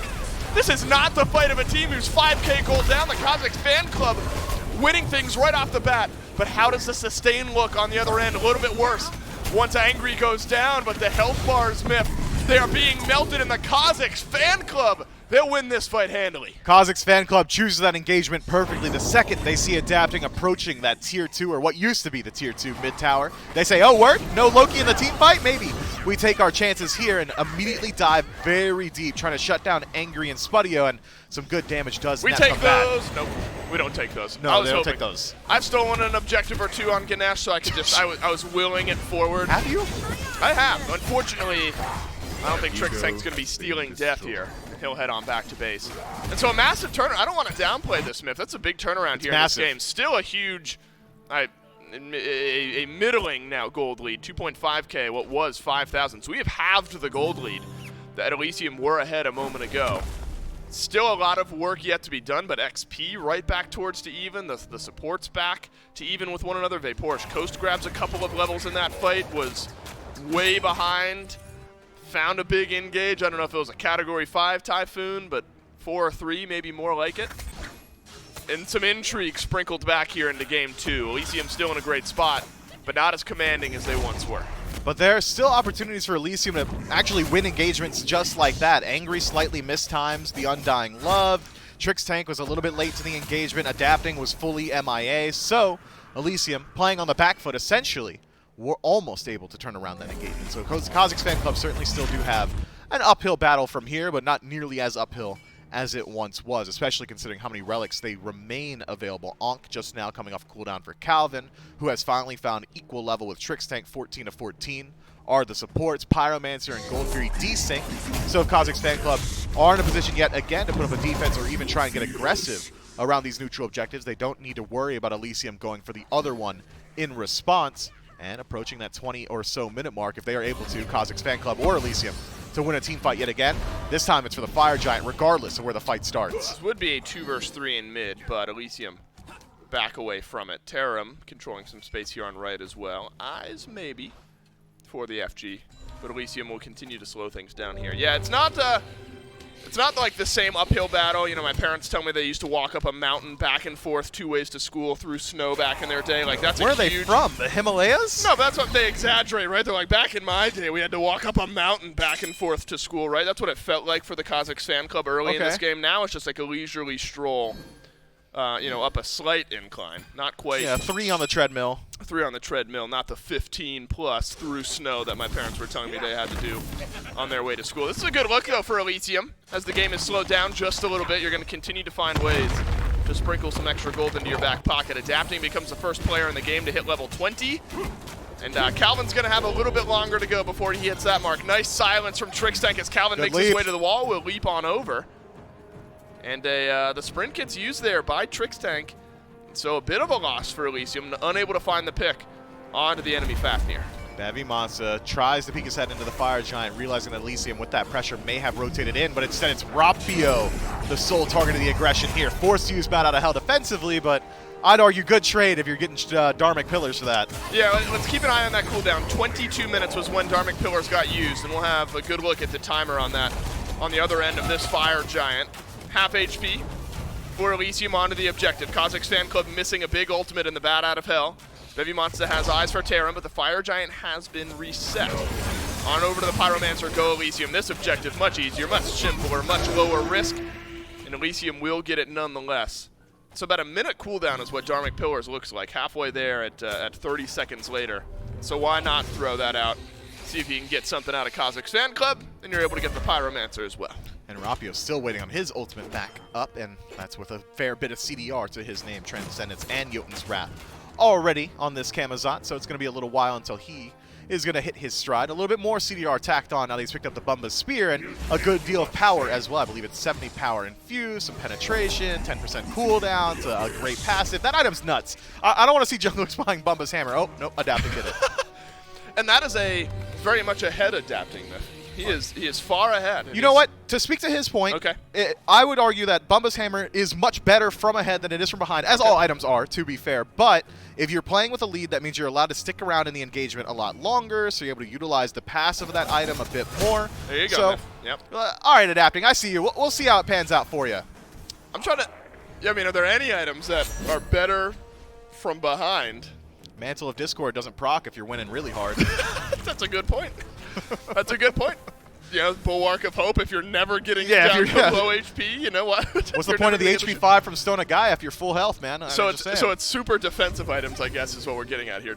Items with defensive passives that only proc at low HP maybe feel better from behind than they do ahead. We're getting somewhere, Miff. You and I, the greatest theory crafters of this generation, I think. The greatest theory crafter is full stop. Like outside of Smite, it's like me, you, Jean-Claude Van Damme. Right. Great French philosopher Jean-Claude Van Damme joins us in the upper echelons of theory crafters. On one side of the map, there's a Gold Fury. On the other side of the map, there's a Fire Giant.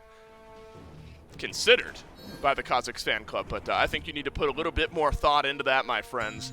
Elysium have rebuilt that gold lead. Remember, it was 2,500 a little bit ago. We are right back towards the 4,000 to 5,000 mark. Elysium has been able to fill up the bank just a little bit yet again. Fire Giant melting quickly, though. Coin toss. Down go the Dharmic Pillars, and the Cozyx fan club take the FG. On the left side of the map, the mid and Hunter for Elysium are not in this fight, and Elysium have found the first pick anyway. There's going to be a reinforcement here in just a moment, but will anyone from Elysium be alive to see it through? Double kill from Rapio. Spudio starting to go big.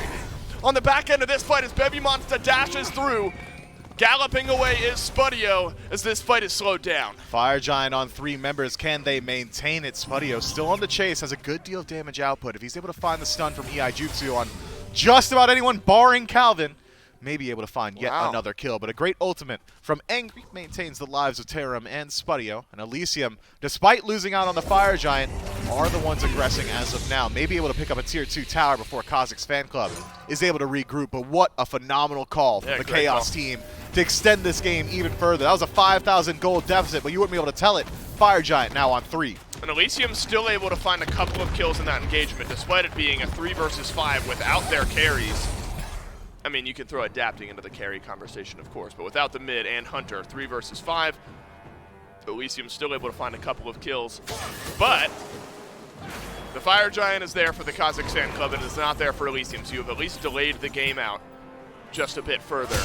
And that's maybe all you can hope for at this point, given how the game has gone so far. But I think even moving forward, regardless of the way the rest of this set goes, Miff, you've got to be concerned about this Cozyx fan club team if you're any of the SEC teams that might be running into them throughout this weekend. Agreed, but we can't count our chickens before they hatch, even though they do have Fire Giant at this point. Take a peek at, really, their composition still. How is Cozyx fan club going to push into these towers with just about 0 ranged autos to their name? Is it going to be Gunter doing every single bit of structure damage inside of these fights? Very difficult to siege with this composition. Instead, Cozyx fan club likely have their eyes on the picks. They're looking to shut down individual targets instead of really just going for a tried and true siege. And you're going to have to do it twice to Angry, who has picked up the alternate timeline. Annoying. Don't often get to see that. All right, so you've got Undying Love and alternate timeline on the Aphrodite here. The only way this would be more annoying is if Trix Tank got Kepri or something instead of the Ganesh here. And so if you're killing Aphrodite once, it's not going to be enough. You're going to have to do it twice here, and it's going to be under your Phoenix line if Elysium have anything to say about it. But with alternate timeline on Aphrodite, you don't have the greatest self-peel tools on that respawn, except for Undying Love. So we could see a shift in Angry's playstyle here. He's been using Undying Love as an aggressive tool for his teammates, be it on a dash-in from Terum or Trix Tank moving up aggressively. Instead, now, I think his best-case scenario is, all right, I got picked. I'm now waiting to respawn in place. Maybe I drop my ultimate to walk out. Good Dharmic Pillars from Trix Tank, locks in 3. The follow-up just a bit slow, though, from Elysium. The early health trades in favor of Elysium here. Terum waltzing forward, trying to peel out for his backline. Spudio looked at by Calvin. Bevy Monsters here as well. Adapting is deleted. Rapio from the backline of this fight, and Spudio is kited back far enough. Elysium finding a couple of kills, but Vaporishkos has been able to trade back one as well. That's a good kiss from Angry, and a couple of kills. It's really just a one-for-one trade. The Cozyx fan club far from wiped off the map, but if you lose Calvin here, which you will, now it becomes a lopsided trade for Elysium. That lockdown potential. Angry stun, Trix Tank silence, just sit there and wait. And Trix Tank may have gone in too aggressive, that degenerate positioning coming into play, but he's just fine. What am I talking about? Man's attached to an Aphrodite. Instead, it's going to be a slow siege, 3 versus 4. Trix Tank catching strays all throughout our morning cast here. He will go back in once again. Vaporishkos uses the beads to dash out. That's another Dharmic Pillars, by the way, over the course of a single team fight.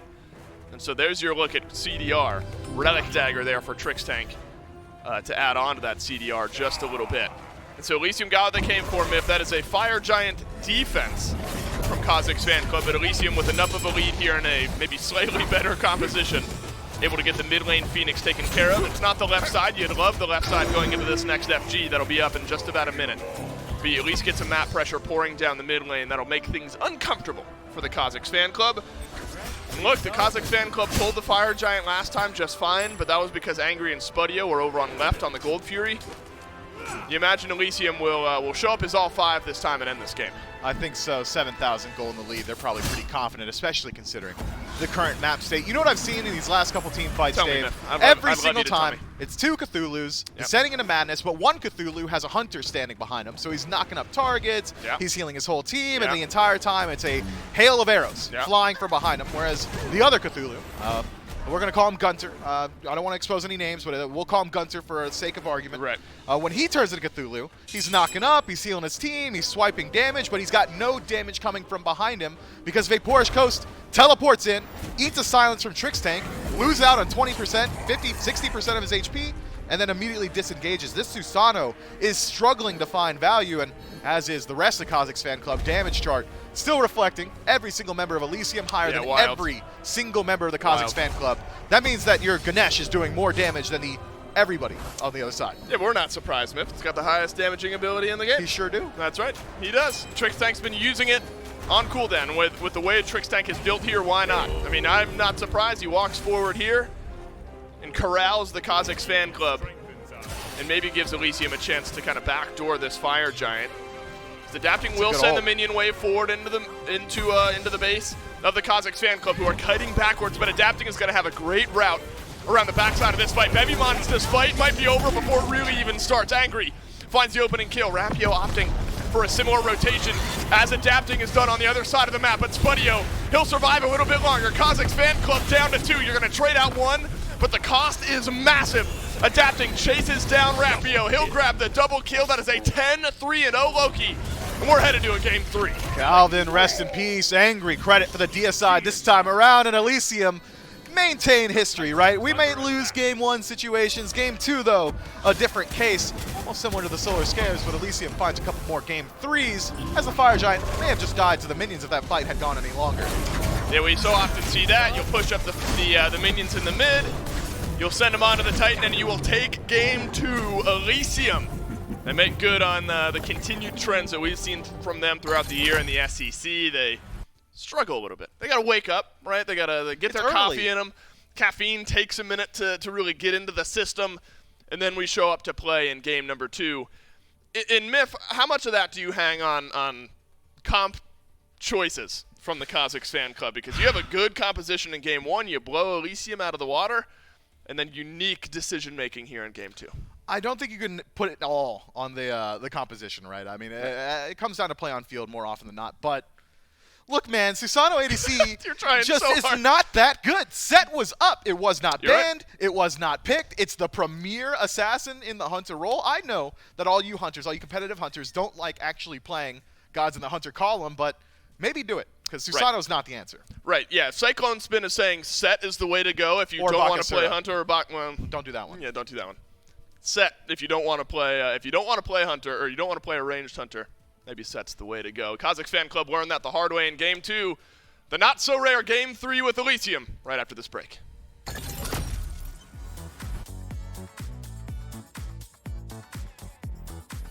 Hey, wait, what did it win? You win the respect. You're telling me an alien wore this? Perfect. Okay. Okay, that was a good cut. Messaging him to mute. The best graphics you really need, Ultra, of course, and I can probably watch a stream on the side. Content's gonna look good. Pretty good, pretty good.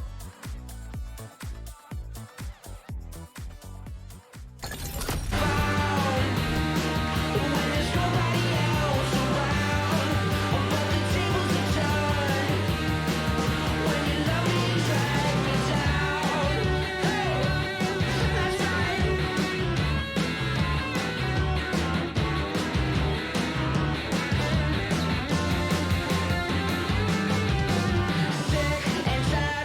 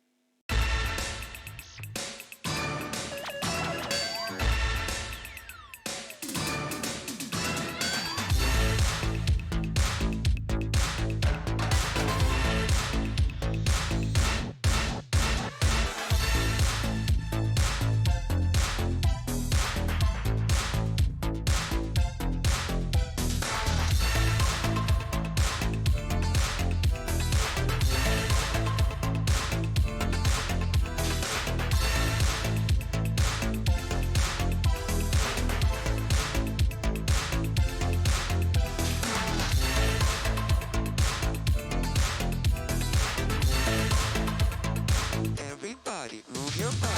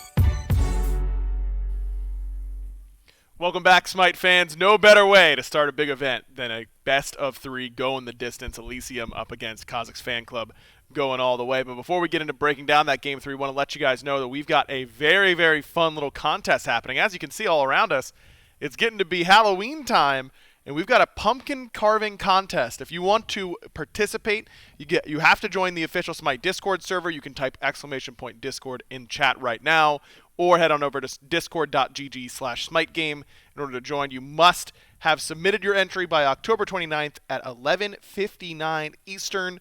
But overall, you can get great prizes, 1,000 gems for that first place winner. So make sure, here's a little tip. If you can do a perfect version of me on Zeus's body, I will rig it for you. So there you go. I actually can't do that, just to be perfectly honest with you, but I want to see it. So yeah, do that. That's my hint for you to win the pumpkin carving contest.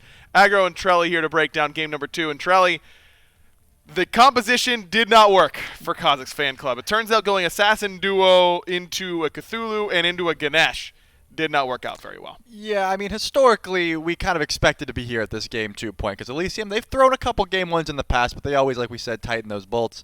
There was a little bit of rough spots, though. They did drop an FG once, but that was just because adapting was nowhere to be seen. But something to highlight here, Angry on this Afro was making it so Trix's degeneracy, as we said, he was able to be like pretty much just unstoppable. There's not much a Ganesh really could do there. A little bit late on the anti-heal, I think, for some of these builds as well for Cozyx Fan Club. Rapio didn't get it until third. Ends up being a little bit too little, too late. And Angry just is able to run away with the game on this Aphrodite. It's difficult to build to kill Cthulhu and Afro at the same time, but that was just what needed to happen. And oh yeah, adapting was like 6-1 at one point and just absolutely dominated it. Yeah, I mean, he got off to that early start, and that's really what you want to see for adapting, obviously. If he does get that one kill, you know he's going to be able to find that aggression elsewhere and just just doing adapting things, as you can see. Once Loki gets online and starts that steamroll, it's very difficult to stop him.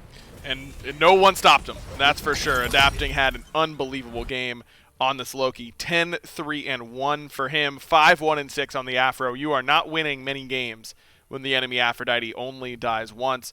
And just like that, Cozyx Fan Club back to the drawing board. At the very least, they only need to win one game in order to advance on the winner side of this bracket. But Elysium seems to have awoken here in Game 2. Yeah, I mean, like we said, they've historically thrown some Game 1s in the past, but they're always going to come back strong on that Game 2, and maybe this Loki is a place to start. You know, maybe they banned it away once. They let it through this time because, you know, but maybe not again. I would say cut that back for sure. Yeah, I think so too. That Loki just seemed a little bit too strong in Adapting's hands to give him back over. Spudio looked much better this game. Didn't end up dying early in the lane, and turns out that makes a pretty big difference. But having that Ganesh there to just silence Coast every time he went in made it pretty easy for the dual lane. Yeah, and I mean, again, you'd think with that Afro he would be constantly kissed to that Loki, but he just wasn't. It was always on that Ganesh. The Ganesh could die freely, get those Dharmic pillars off, and then Adapting could just come to the back line. It was very, very difficult to deal with. We'll see what adjustments the Cozyx Fan Club are going to make now as we're ready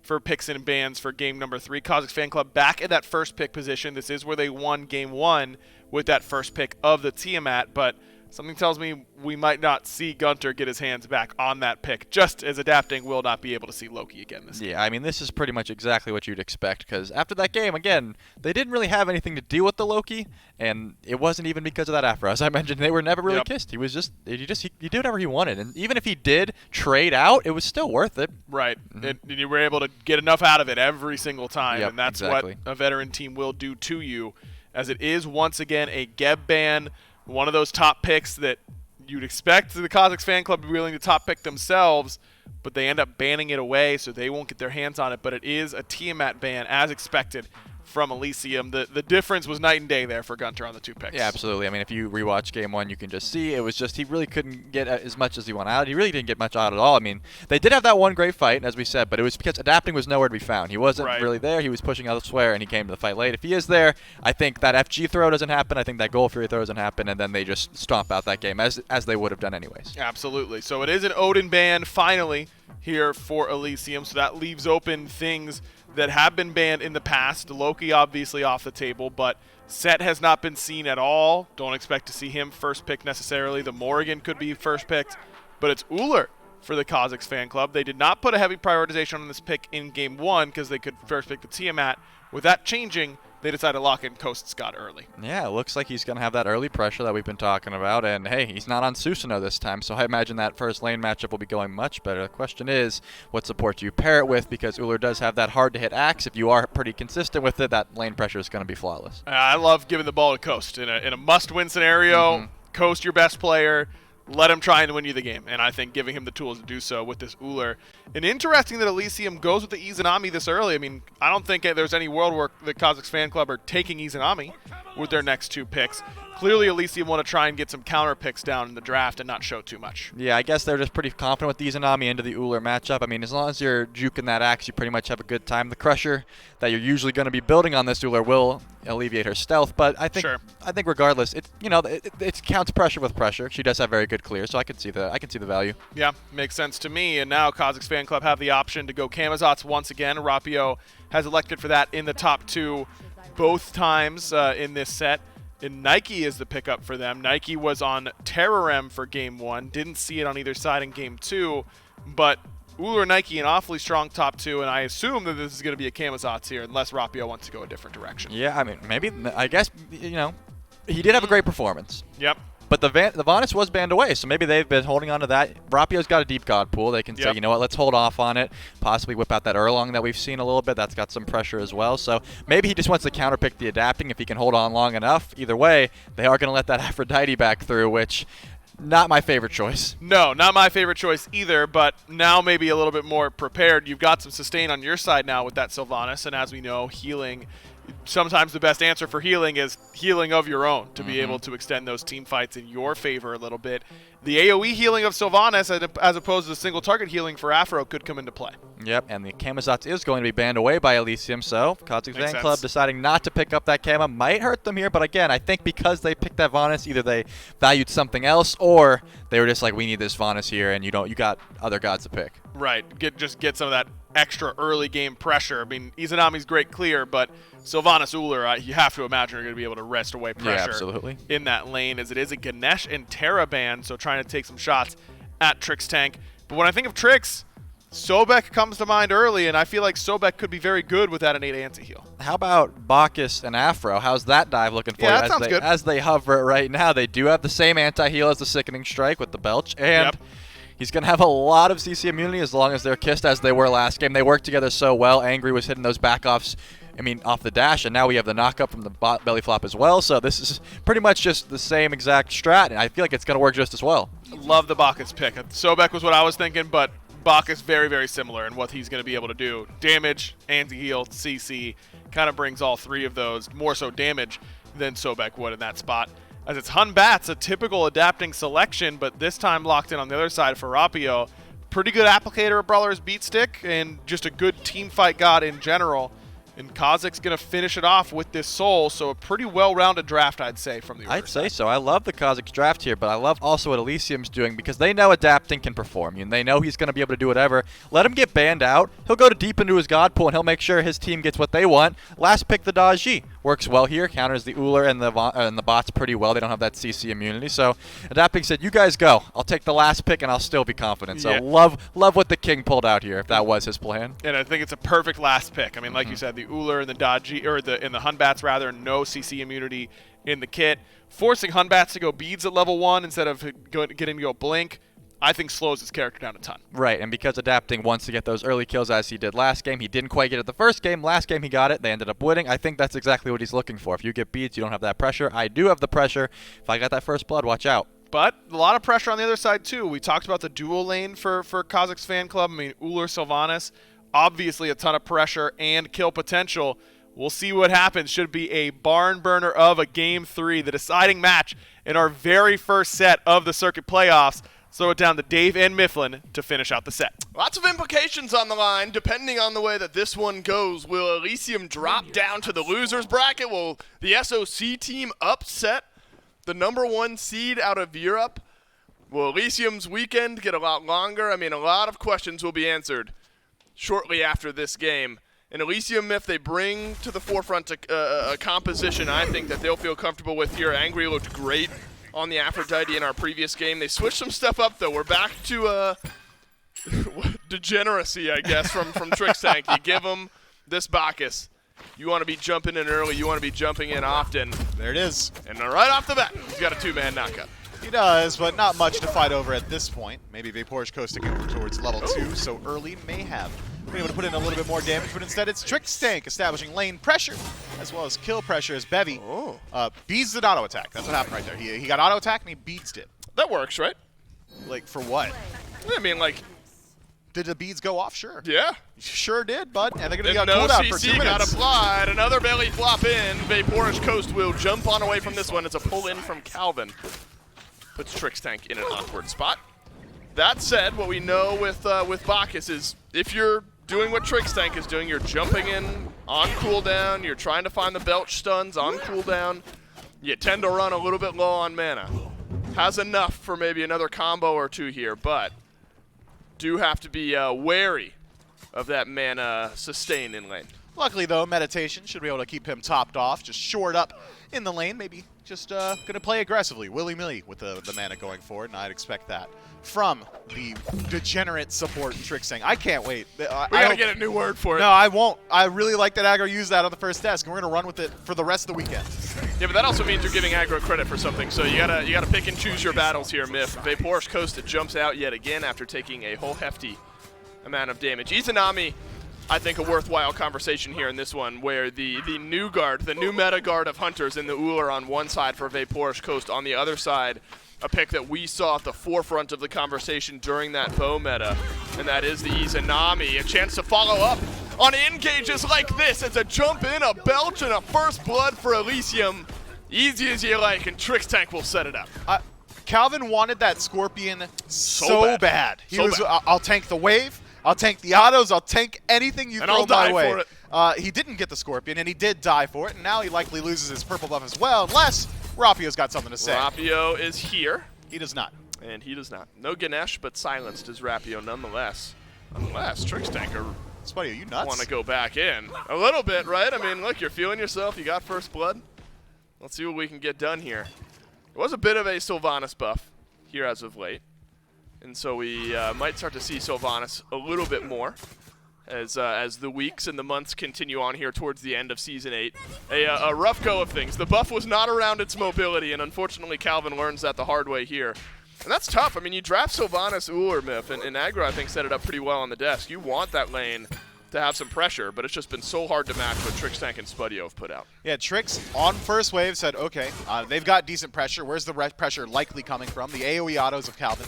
So I'm going to leap on him. Let's drop him down to half HP and keep him just ticking up through HP pots through the entirety of the laning phase, and that has kind of fully stopped the pressure of Cozyx fan club in the dual lane, and they're trying to do exactly what they have been doing. Elysium, that is, continually looking for that aggression. Now that they've both ticked over to level 5, I think Calvin's dead to a flop. Yeah, what happened to his HP? He was half HP. So I must have missed something. Maybe on his way back in the lane. My man tanks waves. Damage. Yeah, I guess he was tanking the wave up or something. Able to top himself off. Has the healing in his kit, of course, but no health pots.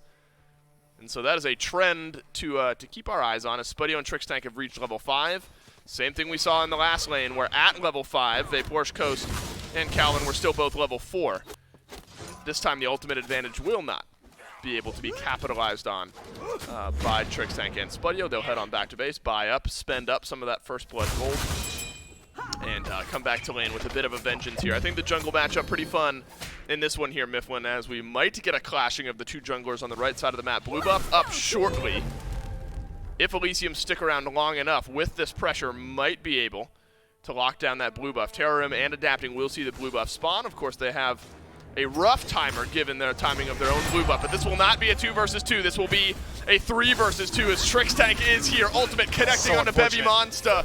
The stun won't be there though, but Adapting up in the air will pull back Rapio and another kill onto Elysium. Yeah, Rapio's beads burned a little bit earlier in that engagement, so an easy pull-in for Adapting. And Rapio did some serious damage to Bevy Monster, is what I'm going to say. He walks in, splits the wave without going for the gank, so Bevy Monster, who's already sitting at a 1-level deficit instead, has to 2-split his wave, loses out on his blue buff and his jungler, and assist going the way of Terra means that he's getting even more gold and experience there as well. So this King Arthur is nursing himself a very comfortable lead and is allowed to solo his own blue buff. Yeah, Bevy Monster is going to need some help, and not the same type of help we just saw from Rapio. Yeah, it feels good for Terrim early on into this game. King Arthur, of course, hasn't been the strongest solo lane pick recently, but have seen picked up just a little bit more often. Trixtank rotates on into mid lane here. Has a sustain up from Angry, and so if you take some damage from Gunter on the soul, and there is plenty of damage to be done by the soul, will be healed on up. And I think that's a fun conversation to have here, Miff. You know, the Aphrodite we saw plenty of in game number 2. The soul a pick that we haven't seen all that much here, recently at least, but it does some things very well, and damage is one of those things, especially you consider the team fight phase. You drop that ultimate down, if you hit those right targets, the Cozyx fan club will have a better shot in the fight. Great survivability, good consistent damage. Your structure and neutral objective siege going to be much better with Gunter playing Soul. I think it really is just hurry wins. Maybe we see zeros take the Soul occasionally in the SPL, but this god has not seen a whole lot of priority. Oh, we're doing it again. Oh, no.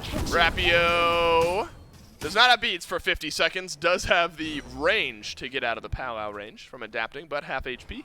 Rapio will have to abandon the jungle. Bevymon still left alone, and that's going to be a great look at a kill for Elysium, but up and over the wall goes Bevymon. No way. Trixtank there as well. Belly flop into ultimate.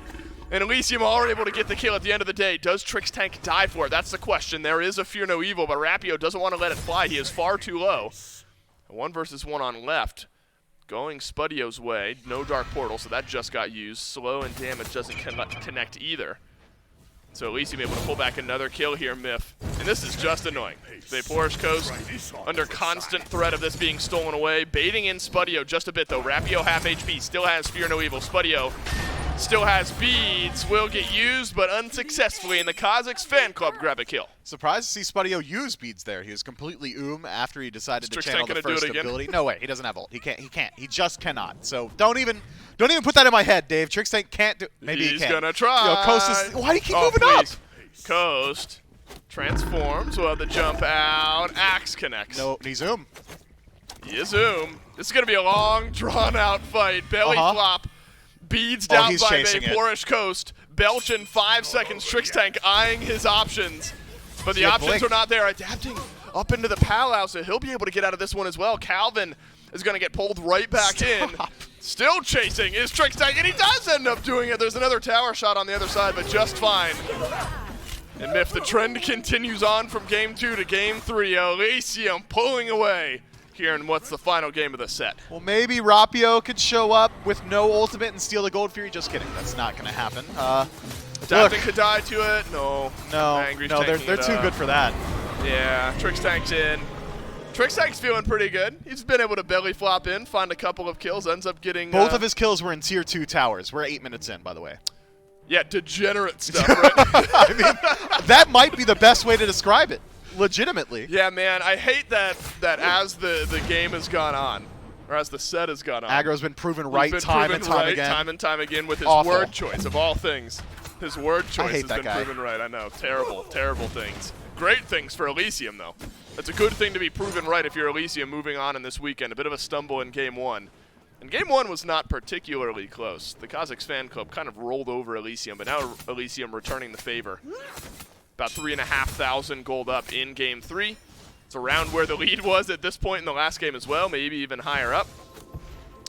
And this is not the type of position that Elysium tend to make many mistakes in. That said, you do have to keep your eyes peeled because Cozyx fan club fought back a bit in game 2, made things interesting, took a fire giant, took some fights that you wouldn't favor them in, and still were able to come out on top. This is going to be a big rotation in from TrixTank, though, and Trix is here. You got to figure we're going diving. Calvin uses the ultimate to avoid the pull-in, and Elysium will come up empty-handed.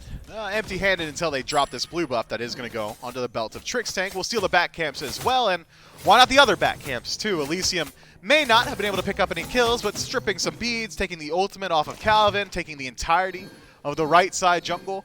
I don't think empty-handed does them any justice. All right, Miff, fine. They get away with something on the right side Sorry, of the map. Dave. No, it's okay. Gunter able to disapparate away in the mid lane. Pyromancer's up. And there's enough damage here from Elysium, you figure that they're favoring their chances just fine. Do the Cozyx fan club throw a dart at the dartboard? No. And this Pyromancer will go down quietly. And enough pressure and rotation power from TrixTank and Adapting have given Elysium a great start here to this game. Spudio and Vaporshko still even. So as the Hunters are left alone here on the dual lane side of the map, should be okay just to farm up and get to a point of relevance. But you can never count out a fight when TrixTank is standing in lane. Luckily this time Gunter doesn't have the backup of Elysium to deal with. So I guess we get a moment here to round up how the game is looking, where this is the largest lead at the 10-minute mark that we've seen throughout the entirety of this set, and I think bad is the good prognosis here, or a bad prognosis. We only need a moment to round it up, don't we? Okay, yeah, 4,000 gold, 5,000 experience. Elysium have multi-level leads in just about every single role. Jungle, even at this point, but 1 level in mid, 2 levels in solo, a couple of levels in support as well. Cozyx fan club, they just need to stem the bleeding. At this point, this deficit is not what we do, it's what can we stop them from doing. Yeah, this is a good way to do it. Silence out onto Calvin, who will use the ultimate to counter out the Palaus yet again. We've seen that a couple of times. Dark Portal used by Spudio. Ultimate used by Adapting as well. In trade for only Calvin's ultimate. Did have to use a sprint on the back end there. TrixTank walking into Vaporshko, who secures his own purple buff. Drops the ultimate. Rapio lets a drunken auto attack fly. That doesn't connect onto anyone. TrixTank and Spudio will walk on in. TrixTank has Divine Ruin here in this game, so anti-heal feeling fine, but also some extra damage on all those abilities. Far from feeling bad as TrixTank right now. And because of his level lead, he's getting additional mitigations every single time he puts a point into his first ability, so I'd argue not even sacrificing defense. Adapting has the Undying Love on himself. Gunter has let everything fly except the Disapparate, but Terram is there on the other end. Rapio trying to choose his target here.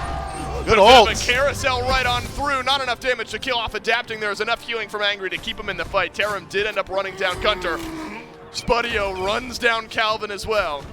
And Elysium will run down the Tier 1 tower here in mid. And we are officially out of control in Game 3, and we're only 13 minutes in. Yeah, Tier 1 mid tower will fall here, and Tier 2 might see some pressure its way, but with no minion wave, maybe we don't have that opportunity on the side of Elysium. Instead, peek their head in the jungle, and not much to be stripped here. Instead, we're about a minute out from going towards this Oni Fury, or Rapio about a couple of pixels away from getting dove by Adapting. Speed buff, though, will respawn, and unfortunately for the monkey, Adapting is there, and it's going to go his way. Is that Is that the ultimate indicator of a game that is just not in your favor when your speed buff is able to be walked at for free? I mean, it's like the furthest back part of your jungle. I feel like it's got to be a pretty big indicator. Trix Tank overextends here and finally gets called on it by someone of the Cozyx fan club. Spudio does not have ultimate. Is there enough here between Gunter and Porsche Coast to grab another kill? There is Good enough ult. from Elysium to get one there. Spudio turning around the damage on this fight.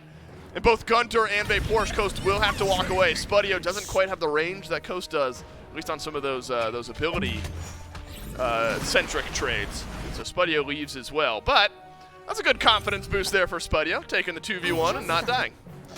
Yeah, that's a, you know what, sure. And you know what, let's go back to your question earlier about speed buff. When that gets invade, is that really an indicator of the beginning of the end? No, not really the indicator, the Okay. ultimate indicator. The ultimate indicator. I'd say so. Yeah? I'd say so. If your speed buff is getting straight up invaded, and it's not like, oh, we're doing Gold Fury, so they went to my speed. It's, oh, I was trying to do my speed, and they showed up, and I had to give it up. Yeah, you're feeling very poorly about the pace of this one, and that's exactly how it goes down. Rapio tries to pull it, and immediately adapting, Trix Tank and Angry turn the corner and say, that's actually our buff, bud. Sorry. Yep. Now, I think Terrified should be the rest of these SEC teams, unless you're Goodnight Nick. You've taken a set off Elysium. Well, they know what's before. coming. Right. I mean, I guess, right. There's always the... They've been losing to it all year. Unless you're Goodnight Nick, you were Unless you're able Goodnight Nick. to get a set win over Elysium. Right, but it's more of a, well, maybe Elysium show up and they're not looking like their untouchable selves. And in Game 1, that was the case. Agreed. In Game 2 and Game 3, that was not the case. And so the turnaround from Elysium has been swift.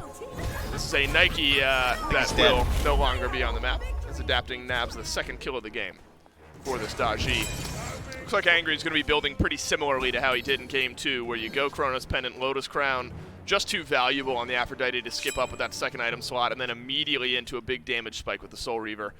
Here's another speed buff invade for adapting, and nobody's on that side of the map to make him pay. Ooh, Calvin's back, stopped here, so if Trix Tank lands the leap, could buy enough time for Spudio to close gap. Of course he lands the leap, and the rest of Elysium are going to be here as well. Some damage from Coast finds its way in, but the axe does not. Calvin will end up waltzing on out. Sovereignty plus Heart Ward. So you got both the Aura defensive items for Calvin. Unable to build into that Gauntlet of Thieves just yet.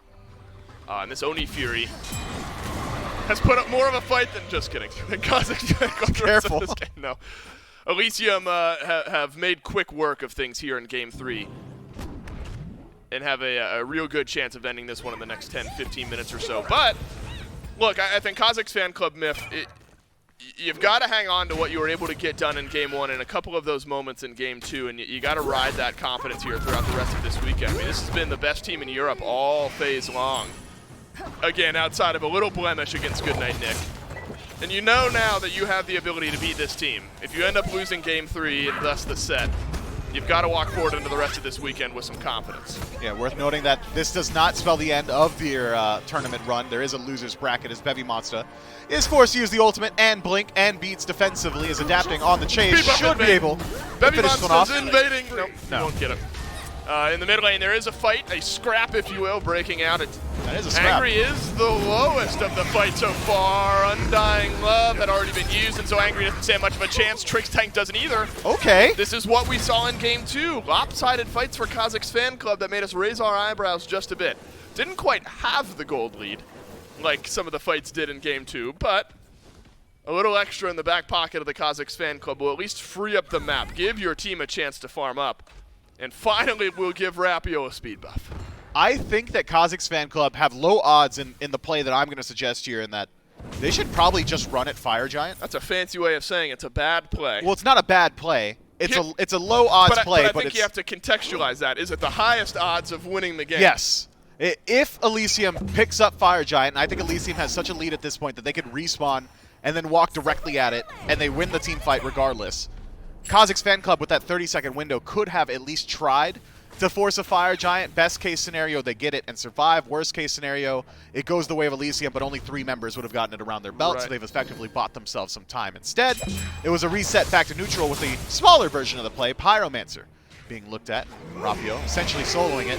Does close up that golden XP gap a little bit, but Elysium still in a very dominant position. Yeah, this is what you don't want to see, and it's everyone minus Spudio from Elysium walking towards you on your side of the jungle. Bevy Monster, you dead. sure think he's tanky on this Nike, but it's felt like anything but. 0-4 in Game 3 for Bevy Monster on the Nike. It has just been sat on by Tarum and adapting throughout the early part of this game. Fire Giant now pulled by Elysium, still on the map. There was that low percentage play where maybe Cozyx Fan Club were able to start it up. Maybe you get a chance to steal it away. Not to be, though. Elysium are going to get the FG, barring a steal from Calvin here, and there is that chance.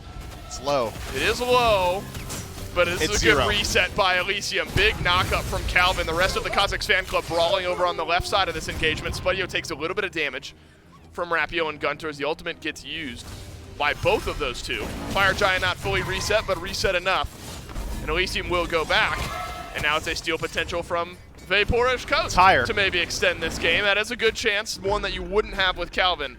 But enough zone potential there will give Elysium the FG, and it'll be on all 5. Vaporish Coast not confident enough to step forward, and can you blame him? Sure has both relics available, but if he falls, it's very likely that a Phoenix would have followed him. So Elysium with Fire Giant on 5 members now, and a massive gold and experience lead, only have 3 tier 2 towers standing between them and the exposed birds of Cozyx Fan Club. The defense of Cozyx Fan Club is not poor. They've got decent ability to keep the minion waves out. Their CC is phenomenal between Calvin and Rapio's ultimate. Bevy Monster could likely be described as a tank if he weren't level 14, but if Nike gets a couple more levels under her belt, Sentinel of Zeus might buy him about 3 seconds in a team fight, so it's not completely out of reach for Cozyx Fan Club, but it is long shot odds. Yeah, long shot odds to say the least. There's a lot of if statements in that where Cozyx Fan Club could win this game. If. Times like 10. It's going to take 3 wipes. First wipe gets you a tier 1 tower. Second wipe might net you a Gold Fury and a tier 2 tower. Third wipe, maybe a Fire Giant. And you're still playing with a deficit. Yeah, and you've only gotten 4 kills all game. That's a... Yeah, we need to triple your kill count here. Triple your kill count over the next couple of minutes. That's going to be tough to do with Elysium playing the way that they are. Net worth charts, needless to say, pretty lopsided here. Elysium feeling just fine. Trickstank was pretty high up on the damage charts yet again. Top of the damage in this game is adapting on the dodge. He was a pick that the desk loved, and it's a pick that has looked good. Hydra's Lament, the most recently completed item, has felt just fine. Rapio jumped on there, some more of that Trickstank damage onto the jungler of the Cozyx Fan Club. This is methodical from Elysium. You're just going to walk down these towers, and probably smart myth from the Cozyx Fan Club. Let's send Bevy Monster to do some split pushing. We're not going to defend our tier 2 towers. Let's at least get something in return. But it's time to go back to base because Phoenixes are about to get sieged. Drop down to just above 60% is this left side. Phoenix tier 2 tower falls down properly, and Bevy Monster will be rejoining his team. Gets himself 2 levels off of that split push, so his ultimate going to be a little bit stronger now, maybe affording him slightly more survivability. But Elysium, they've pushed up mid, they've pushed up duo, and they've got time to work with. They do have time to work with. 1 minute and 45 seconds left on the buff itself. And that is more time than needed if Elysium are going to continue the pace that they've set so far this game. That's a pull onto Spudio. Quick beads. Who uses the beads, walks on out, so doesn't get pulled in. That's a nice reaction there from the Elysium Hunter. Look at that sustain, though. That feels all right. Aussie doing some work for Spudio. And that is a full health bar. What was once a very low health bar on the Izanami is right back to full. Just off some jungle clear in the mid lane, adapting and angry. Will have eyes for the mid lane Phoenix. Trickstank pulled in, but is immediately able to get out. And look at what Tarum is doing. He is just delaying Rapio's re-engage here. Bevy Monster drops the ultimate over into the mid lane. Both Phoenixes down to half HP. 1 minute left on the FG buff. And you've got sustain from Angry here in the mid lane. Still Phoenixes to defend, and Elysium have plenty of time. Tarum essentially saves Trix's life. If Fear No Evil is dropped there, Trix is dead every single time. So Rapio very unhappy with how that one pans out. Jump back in from Trickstank, and the ultimate is massive, but there's no follow-up just yet from Elysium. Trickstank is going to be the first to go down, but here come the flurry of ultimates from Elysium. Calvin is caught out. Calvin is taken down. Adapting is on a rampage. Left side Phoenix gone. Mid lane Phoenix still stands. But both supports gone, plus Phoenix. Elysium will feel just fine. Every ultimate used on the side of Cozyx Fan Club. So Elysium could try and push again into this mid-Phoenix, but without Trickstank being there, they don't feel confident enough in doing so. Instead, going to go ahead and walk themselves back, use those last 15 seconds of Fire Giant to get themselves a Primal Fury, making the Pyromancer and Fire Giant subsequently a little bit easier to pick up. Trickster going to be respawning in just over 10 seconds. He has 4 so levels should be able ahead. to rejoin his team. 4-level lead, by the God. way. He died like 10 seconds sooner, and it respawns just about at the same time. Calvin, level 13, is just not tanky. He just isn't. No. I mean, the Sovereignty and the Heart Ward have given some help, I guess, to the rest of Cozyx fan club. Finally, a Lotus Crown a bit later on. And I wonder, that's such an interesting conversation. It feels like Lotus Crown is usually like one of the first 2 items that Sylvanas will pick up. Usually. Maybe just had to be delayed here this game if there was just too much physical and magical prots needed by this Cozyx fan club team. That delayed things out for Calvin. Though that is, it's a decent power spike. You're 4 levels down, but at least you get the Lotus Crown. We're playing a game of minimal odds here. I don't know if it's every little bit. Every little bit helps. As the Fire Giant's going to respawn here shortly, left side Phoenix is down. That's going to send somebody from the Cozyx fan club to that side of the map.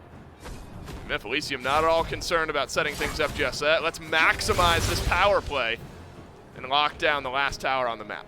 I mean, Fire Giant hasn't spawned yet. What do they need to set up? Are they worried that Cozyx fan club is going to set up defensive position? No. Yeah. They're not concerned about that at all, especially considering Vapor's Coast shows himself on the left side of the map. This Fire Giant is dead to rights. Instead, maybe adapting gets caught in the jungle? Maybe. I mean, adapting just wins that against Rapia, you'd think. Yeah, but he's got a teammate behind him. Does have a teammate behind him. Adapting might be able to win a 2v. I don't know. Vapor's Coast does a lot of damage. He's got Heartseeker. Fire Giant there. Adapting knows that Cozyx fan club are on this side of the map. They didn't show up at all. Now, what we thought might happen to Adapting could happen to Bevy Monster here, but the Nike able to leap on away. Adapting will join the rest of his team. And thus begins a 3-minute march towards defeat for the Cozyx fan club if Elysium are able to find one more good fight. And that's all they're going to need here. Adapting a little bit slow to rejoin his team. Instead, going for the 4-1 split. Daji going down the mid. The rest of Elysium on the right-hand side. And Calvin takes the first bit of damage, but should be able to sustain himself back up. All Elysium have to do Lotus Crown on the right side is buy some time for Adapting. Yeah, Lotus Crown, yeah, that's pretty good. You're right. Adapting is going to walk into the mid lane here. You're going to have to send somebody else. Adapting has felt just fine so far this game. I'm not sure Bevy Monster is enough here. 4 members of Elysium on right, Adapting in mid. And it's that unofficial 6-man, which are the fire minion waves, working down the left side of the map. That's when things will get interesting for Elysium, for the Cozyx fan club here. Right now, you can just kind of mirror and slow things down. Maybe good put a damage. Trick Tank on a jump in, but a great Undying Love from Angry. Immediately followed up by the Fear No Evil, but Spudio is on a killing spree here. And it feels like we're in the death throes of this game. The Cozyx fan club have showed up in game 1. They made things interesting in game 2, but it's been anything but. In game 3, Adapting will go up into the Palau. Bevy Monster uses the beads, and Elysium as 5 will work into the Titan room of the Cozyx fan club. All healing with Fire Giant, and all healing when connected with Angry should be able to just go ahead and slowly work their way forward. I said slowly, but the mid Phoenix is already dead. 3 members of Cozyx fan club, best of luck. In go Elysium, and down goes Vapor's Coast once the Aegis times out. Rather jumps into the fountain, but it doesn't matter. The Titan can't Aegis the damage that Elysium are dealing, and the EU favorites will start off their weekend with a win. That's tough, too, because Cozyx fan club on that very last right side Phoenix defense actually did one of the best CC chains you can do, full stop, Fear No Evil onto 4 targets. We saw Sylvanas pull a carrier, I believe it was Trickseg actually, back towards the center to get that Fear all over again, but throughout the entirety of that, it was Rapio actually taking damage from Spudio on the edge, and he loses his life and the game in one fell swoop. So, once this Elysium team figures out these game 1s, man, it's over for everyone else. For the league. league. That's right. Well, it kind of is anyway, minus Goodnight Nick in that one set. Elysium just needed some time. They turned things around. Game 2 was still a little intriguing, but Miff, Game 3 felt like anything but. Game 3, start to finish, this is all Elysium. You do the old 2 Fire Giant end strat. You set it up with the first. You end the game with the second. And Elysium will be moving on in the winner's bracket. Not all done, though, for the Cozyx fan club. They'll drop down to the loser's bracket, get one more chance to make a run here this weekend. That is the first set of the weekend done and dusted. We will take a break. When we come back, the desk will break it down.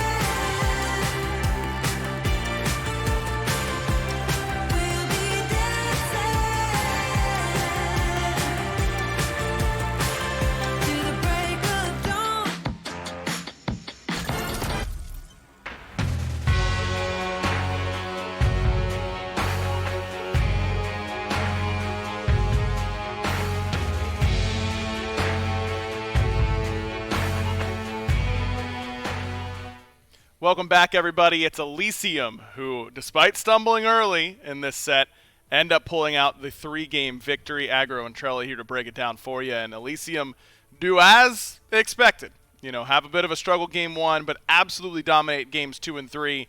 Game 3 in particular, Trelli felt like it was over in the first 5 minutes. Yeah, it seemed like Elysium has this thing where they get a rolling start going and then it's just unstoppable. A few stumbles in Game 2, but, I mean, lights out performance in Game 3. This is what we know they can do, and honestly, if they got that Game 1 stumble out of the way, I feel like they would have pretty good chance rolling over some SPL teams at this point. Yeah, they've been looking very, very strong. I mean, adapting on this Dodgy was just absolutely unstoppable. Trix Tank had the perfect pick in this Bacchus. He was everywhere. I mean, it felt like nowhere, even 6 minutes in, under a Tier 2 tower, nowhere was safe for Cozyx fan club. Yeah, I mean, Trix was diving.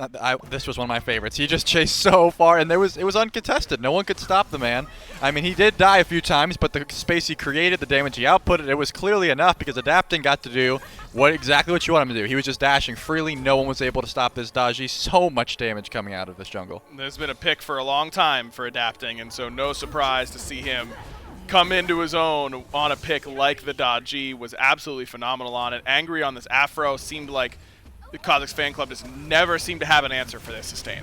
Yeah, I mean, after seeing Angry on this Afro game 2, you'd think, I mean, we were pretty much in contention that this could be a pretty solid ban for them, but they seemed to think that they had enough to do with it, but they clearly just did not. The Vanis to try to combat the healing it just wasn't enough. Not quite enough, and with that, it's Elysium with the 2-1 victory, 5-1-6 for Adapting, 3-1-6 for Angry. I mean, everyone was working. Spudio had a much better laning phase this time around. Terrorem looked good over there in the solo lane. This is what we have come to expect from Elysium, a whole team effort, but how about nearly 13,000 damage from Trix Tank on the Bacchus? Yeah, I mean, when you get to WQ as a Bacchus, you really just get to do whatever you want, as long as they have no sort of CC, which, barring Rapio, he had some great Fear No Evils. It's just he did not have the damage to follow it up, it seemed. The team is just what online. I mean, Soul's going to do a lot of that tick damage, but there just wasn't enough burst. Yeah, not enough burst to chew through all that sustain on the side of Elysium, and an impressive Game 1 victory. And I think sometimes in these tournaments, fighting a little bit of adversity early is sometimes good for a team to realize that, hey, you know, we're mortal and we can make those mistakes but still be able to bounce back. Let's take a talk actually with Adapting standing by for the post-game interview. Kenneth, good to talk to you, buddy. Hope you've been well. Game 1, obviously not the start that you guys were looking for. Any nerves at all in the comms after how Game 1 went? No, not at all. And great to see you too, by the way. But no, I don't think we were any worried. We just knew that we messed up early, and like that's kind of what happens. I feel like we had a comp that was good from ahead, and I mean obviously we messed up in lanes, and then kind of had like a bad fight around mid piece. So we just knew like we just had to draft a bit different, and we should have, we were confident we'd win the other games. Games 2 and 3, you in particular kind of dominated. 10 kills Game 2, top damage Game 3. Do you feel like you're playing some of your best Smite you've played in the year right now? Well, I hope I will, for sure. No, I mean, I think I played decent, for sure. In general, I think we should have played a bit better today, but, I'm happy to win. Who do you think will be your biggest competition in this event? Because obviously you guys are coming in the favorites. Who are you looking at to give you some potential trouble? So I'm looking at, what are they called now? Goodnight Nick? Or Joystick. I think those two teams are our biggest competition, so we'll see. Excited to see you guys play the rest of the week, Adapting. Good luck, man, and wishing you the best. Thank you.